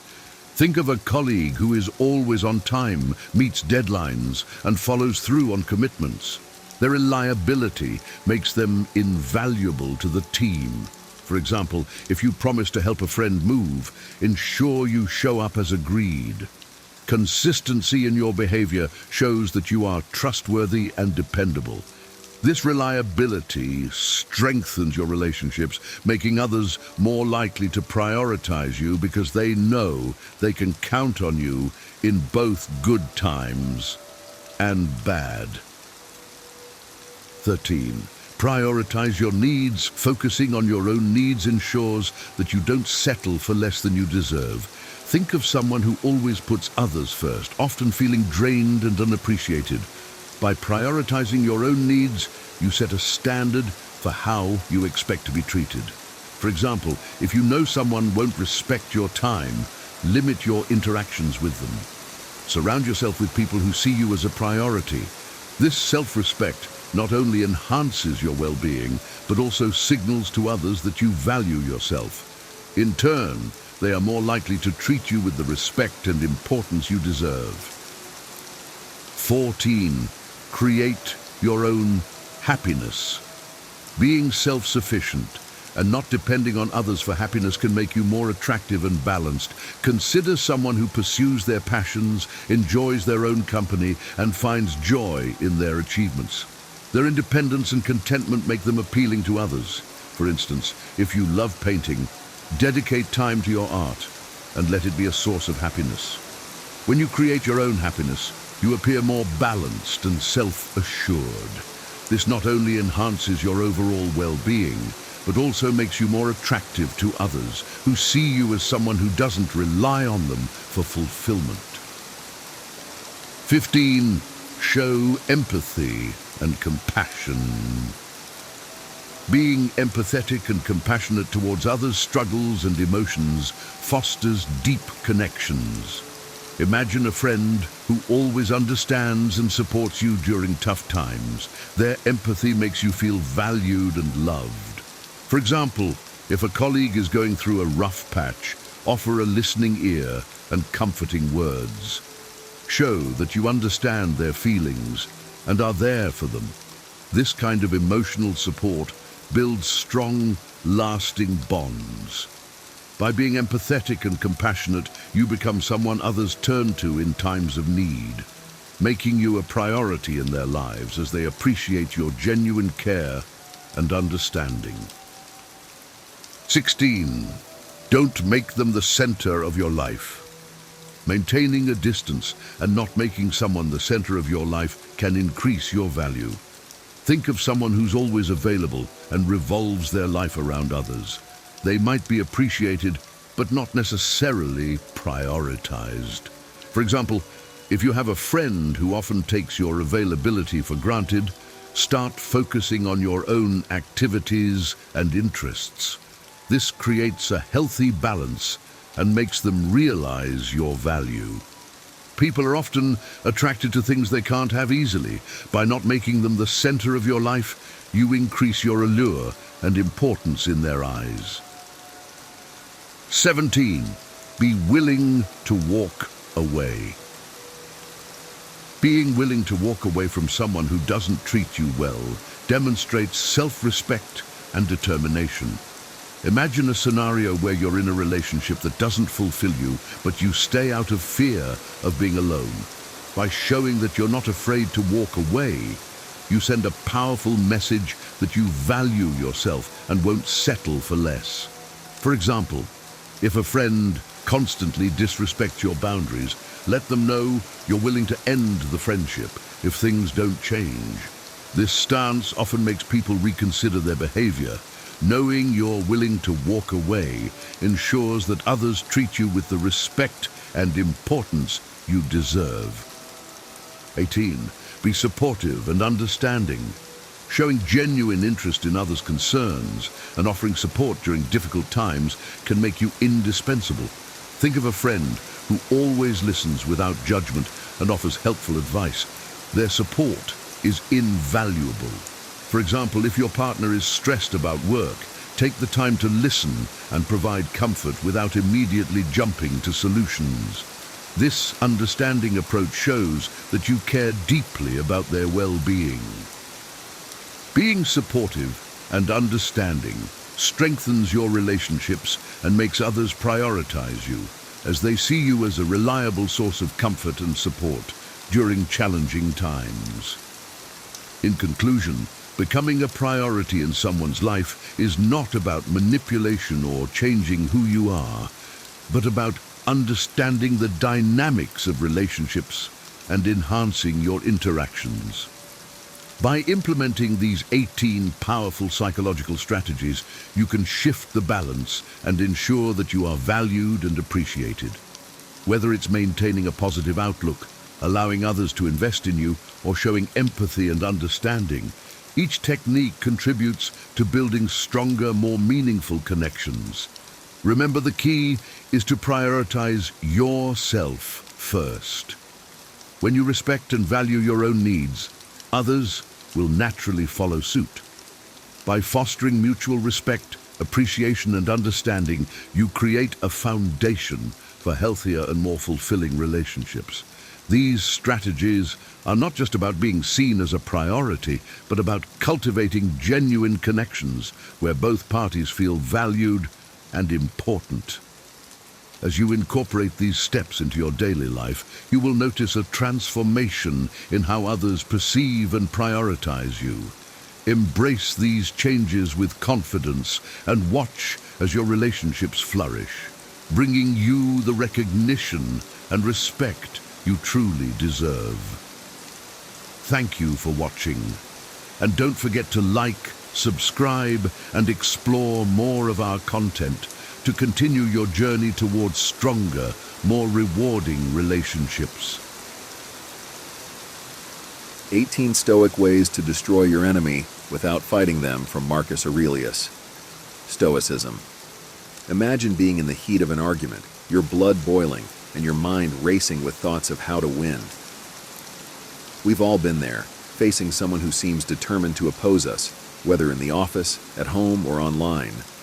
But what if I told you that you could vanquish your enemies without lifting a finger, without uttering a single harsh word?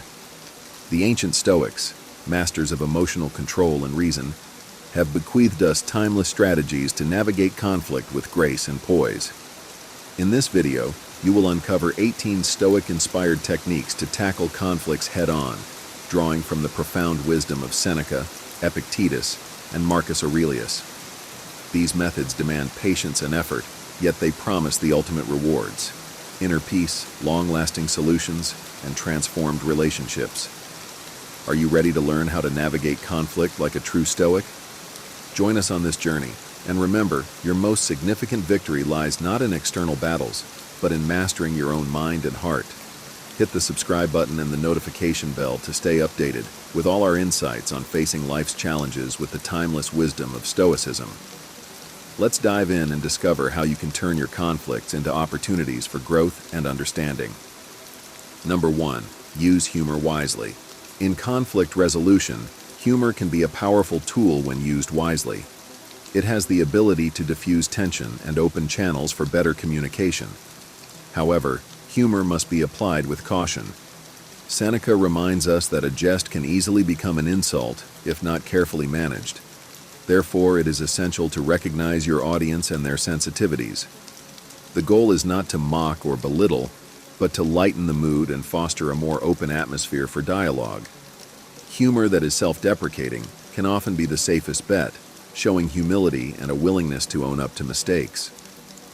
Timing is crucial. Introduce humor only when the emotional intensity has decreased, ensuring it doesn't come off as dismissive or sarcastic.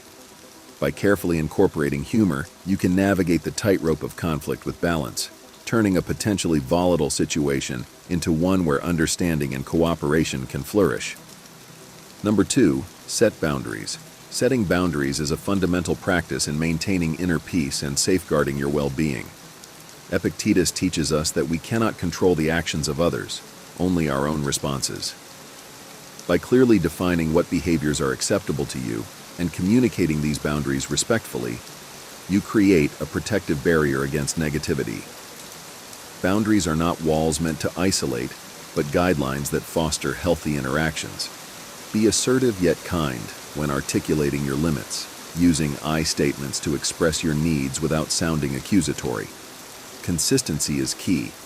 Adhere to your boundaries firmly to gain respect from others and to respect yourself. Expect resistance but remain steadfast.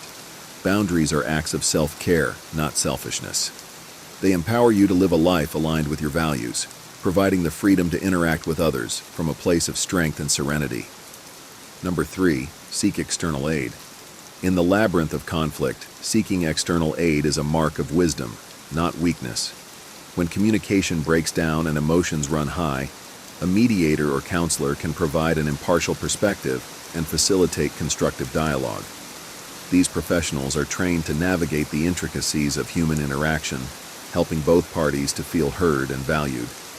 Their role is akin to that of a Stoic philosopher, guiding students towards wisdom and clarity. By enlisting their help, you demonstrate a commitment to resolving disputes with dignity and grace. Remember, asking for assistance is a testament to your dedication to personal growth and the health of your relationships.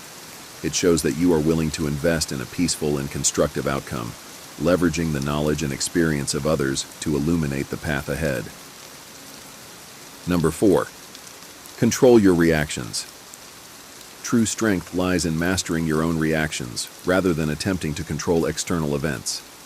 Epictetus reminds us that it is not the event itself that troubles us, but our view of it. By focusing on your responses, you cultivate inner calm and resilience. Begin by recognizing your triggers and understanding the emotional terrain that leads to negative reactions. When faced with provocation, take a moment to breathe and create space between stimulus and response. This pause allows you to choose your reaction deliberately rather than impulsively. Shift your perspective and consider alternative viewpoints, asking yourself if a different interpretation might yield a more constructive outcome. Consistent practice of this Stoic principle strengthens your emotional fortitude, enabling you to face life's storms with poise and composure. Remember, true power is found in the peace that comes from within. Number 5, communicate calmly and clearly. Effective communication is the cornerstone of resolving conflict the Stoic way. Seneca advises us to speak with clarity and purpose, ensuring our words are measured and our tone respectful. Begin by developing active listening skills. Truly hear what your opponent is saying before formulating your response. This shows respect and opens the door to mutual understanding. Use I statements to express your feelings and needs without casting blame. For example, I feel hurt when, rather than you always. This reduces defensiveness and fosters a more collaborative approach to problem solving. Maintain a calm and composed demeanor, avoiding insults and aggressive language. Focus on seeking solutions rather than winning the argument. By mastering the art of clear and calm communication, you transform potential conflicts into opportunities for constructive dialogue and deeper connection. Number 6, understand your adversary. To navigate conflict with wisdom, delve deeply into understanding your adversary. The Stoics teach us to look beyond the surface and seek the underlying motivations and fears that drive behavior. This approach requires patience and empathy. Imagine stepping into their shoes, viewing the situation from their perspective. What life experiences have shaped their viewpoint? What are their core concerns and desires? By asking sincere, open-ended questions, you can uncover the roots of their stance. This understanding fosters empathy, allowing you to address the true issues at hand rather than just the symptoms of the conflict. In this way, you not only gain insight into their world, but also reflect on your own responses and motivations. This deeper understanding can turn adversaries into allies and transform conflict into an opportunity for growth and connection. Number 7, practice forgiveness. Forgiveness is a powerful Stoic tool for releasing the burdens of anger and resentment. Seneca wisely points out that holding on to vengeance keeps wounds open. Forgiveness, on the other hand, is a conscious choice to let go of the negative emotions that tether you to the past, allowing for greater clarity and peace of mind. It does not mean condoning the actions that caused harm, but rather freeing yourself from their emotional grip. Begin by acknowledging the impact of holding on to anger on your well-being. Reflect on the broader context and motivations behind the other person's actions. Let go of the need for retribution, focusing instead on the lessons learned. Forgiveness is a continual process, requiring dedication and practice. Ultimately, it is a gift you give yourself, leading to inner freedom and emotional resilience. Number 8, choose your battles wisely. Life presents us with countless opportunities for conflict, but wisdom lies in discerning which battles are worth fighting. The Stoics remind us that not every slight or disagreement warrants our full attention. Before engaging in a dispute, pause and reflect on its significance. Ask yourself if this conflict genuinely affects your well-being or aligns with your values. Is it a matter of principle or a fleeting irritation? By prioritizing your energy and focus on truly important issues, you can conserve your emotional resources and approach significant conflicts with greater clarity and effectiveness. Remember Seneca's advice: the greatest remedy for anger is delay. Take a step back, evaluate the situation objectively, and choose your battles with the wisdom of a Stoic sage. Number 9, seek common ground. In the midst of conflict, finding common ground can be a transformative Stoic strategy. The Stoics believed in the interconnectedness of all things, urging us to look beyond immediate disagreements and discover shared values and goals. Start by shifting your perspective from me to we. Consider what both parties ultimately want and search for underlying needs and desires. These commonalities can become the foundation for cooperation and compromise. Even small points of agreement can build momentum towards a more harmonious resolution. Patience and persistence are key. Finding common ground may take time, but it paves the way for deeper understanding and mutual respect. By focusing on what unites rather than divides, you create a pathway to peace and collaboration. Number 10, appeal to inner values. Appealing to an adversary's inner values is a subtle yet powerful Stoic technique. Instead of confronting them directly, align your arguments with their core beliefs and principles. This approach requires careful observation and understanding of what they hold dear. Look for common values, such as honesty, justice, or respect, and frame your perspective in a way that resonates with these ideals. Speaking their language and demonstrating how your solution embodies their values can create a sense of alignment and foster genuine buy-in. This method not only facilitates resolution, but also builds respect and understanding, transforming the adversarial relationship into a cooperative one grounded in shared principles. Number 11, grow from conflict. Conflict, though often viewed negatively, can be a fertile ground for personal growth. The Stoics encourage us to see challenges as opportunities for self-improvement. Approach each conflict with a learning mindset, reflecting on your actions and reactions. What triggered your responses? What values or beliefs were challenged?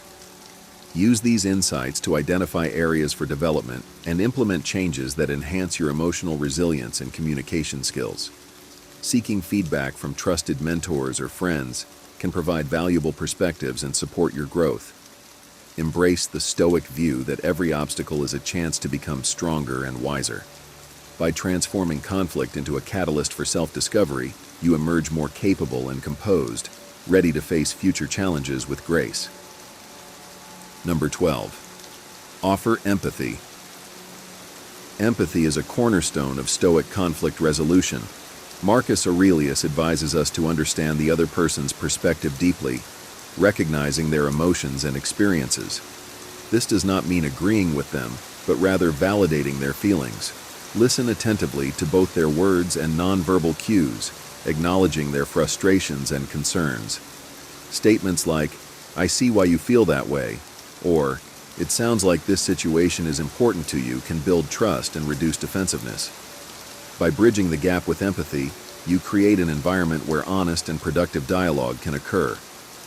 This Stoic approach transforms conflict from a battleground into a space for connection and mutual understanding, fostering deeper relationships and effective resolutions. Number 13, embrace compromise. The art of compromise is essential in Stoic conflict resolution. Recognizing that rigid positions often lead to impasses, the Stoics advise flexibility and adaptability. Approach conflict as a cooperative endeavor, seeking solutions that address the needs of all parties involved. Identify common goals and be willing to let go of less important details. Prioritize finding a win-win outcome where everyone feels heard and valued. Compromise does not mean sacrificing your principles, but finding a balanced approach that fosters harmony and mutual respect. This Stoic practice of compromise demonstrates strength through flexibility, creating sustainable resolutions that benefit everyone involved. Number 14, demonstrate virtue. In moments of conflict, leading by example through virtuous behavior can inspire positive change. The Stoics valued qualities such as courage, wisdom, and temperance, urging us to embody these traits in our interactions. Show integrity by staying true to your principles, even under pressure. Practice wisdom by making thoughtful, balanced decisions. Display temperance by remaining calm and composed, avoiding excessive reactions. By demonstrating virtue, you set a standard for others to follow, fostering an environment of respect and ethical conduct. This Stoic approach not only helps resolve conflicts, but also elevates the overall quality of your relationships and interactions. Number 15, maintain dignity. Upholding your dignity in conflict is a key Stoic principle. Seneca teaches us that maintaining self-respect and integrity is crucial, regardless of external circumstances. Avoid actions or words that compromise your values or lower your standards. Respond to provocation with grace and composure, demonstrating inner strength. By keeping your dignity intact, you not only protect your own sense of self, but also command respect from others.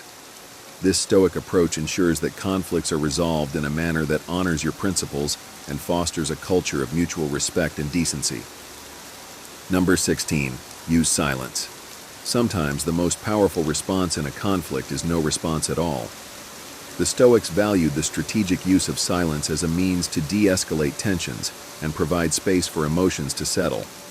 Silence allows for reflection and prevents the situation from escalating further. It can signal strength and self-control, showing that you are not easily provoked.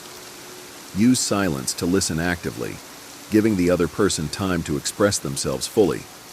This creates an opportunity for thoughtful responses and reduces the likelihood of impulsive reactions. The Stoic practice of silence transforms conflict into a more contemplative and constructive dialogue. Number 17, practice patience. Patience is a virtue highly esteemed by the Stoics, especially in the context of conflict resolution. Recognize that resolving disputes takes time and cannot be rushed. Allow space for thoughtful consideration and emotional cooling. Patience enables you to approach the situation with a calm and clear mind, avoiding hasty decisions that might exacerbate the conflict. Reflect on Seneca's wisdom that time is a great healer. By practicing patience, you foster a more thoughtful and deliberate resolution process, leading to more sustainable and harmonious outcomes. Number 18, educate and enlighten. Sharing knowledge and insights can be a powerful way to resolve conflicts and foster understanding. The Stoics believed in the value of wisdom and education in transforming lives and relationships. Use your knowledge to enlighten your adversary, offering new perspectives that can help them see the broader picture. This is not about proving superiority, but about fostering mutual growth and understanding. Provide information, share experiences, and offer guidance that can help resolve misunderstandings and build a foundation for cooperation. This Stoic approach turns conflict into an opportunity for learning and enlightenment, benefiting both parties and strengthening the relationship. The video concludes by encouraging viewers to subscribe for more insights on using Stoic wisdom to navigate life's challenges. As we reach the end of our journey through these 18 Stoic strategies, remember that the true victory in any conflict lies not in conquering your opponent, but in mastering yourself. These timeless teachings from Seneca, Epictetus, and Marcus Aurelius offer more than just methods to resolve disputes. They provide a path to inner peace, resilience, and profound personal growth. Before you go, take a moment to reflect on the power of these Stoic principles in your own life. Which strategies resonated with you the most? How will you apply them to transform your conflicts into opportunities for understanding and harmony? We'd love to hear your thoughts and experiences. Share your insights in the comments below. Your wisdom could be the key that helps someone else on their Stoic journey. And don't forget to subscribe and hit the notification bell to stay updated with more wisdom on navigating life's challenges with grace and strength. Thank you for joining us on this enlightening journey. Remember, your greatest battles are fought and won within. Embrace the wisdom of the Stoics and let it guide you to a life of tranquility and purpose. Until next time, stay wise and keep growing.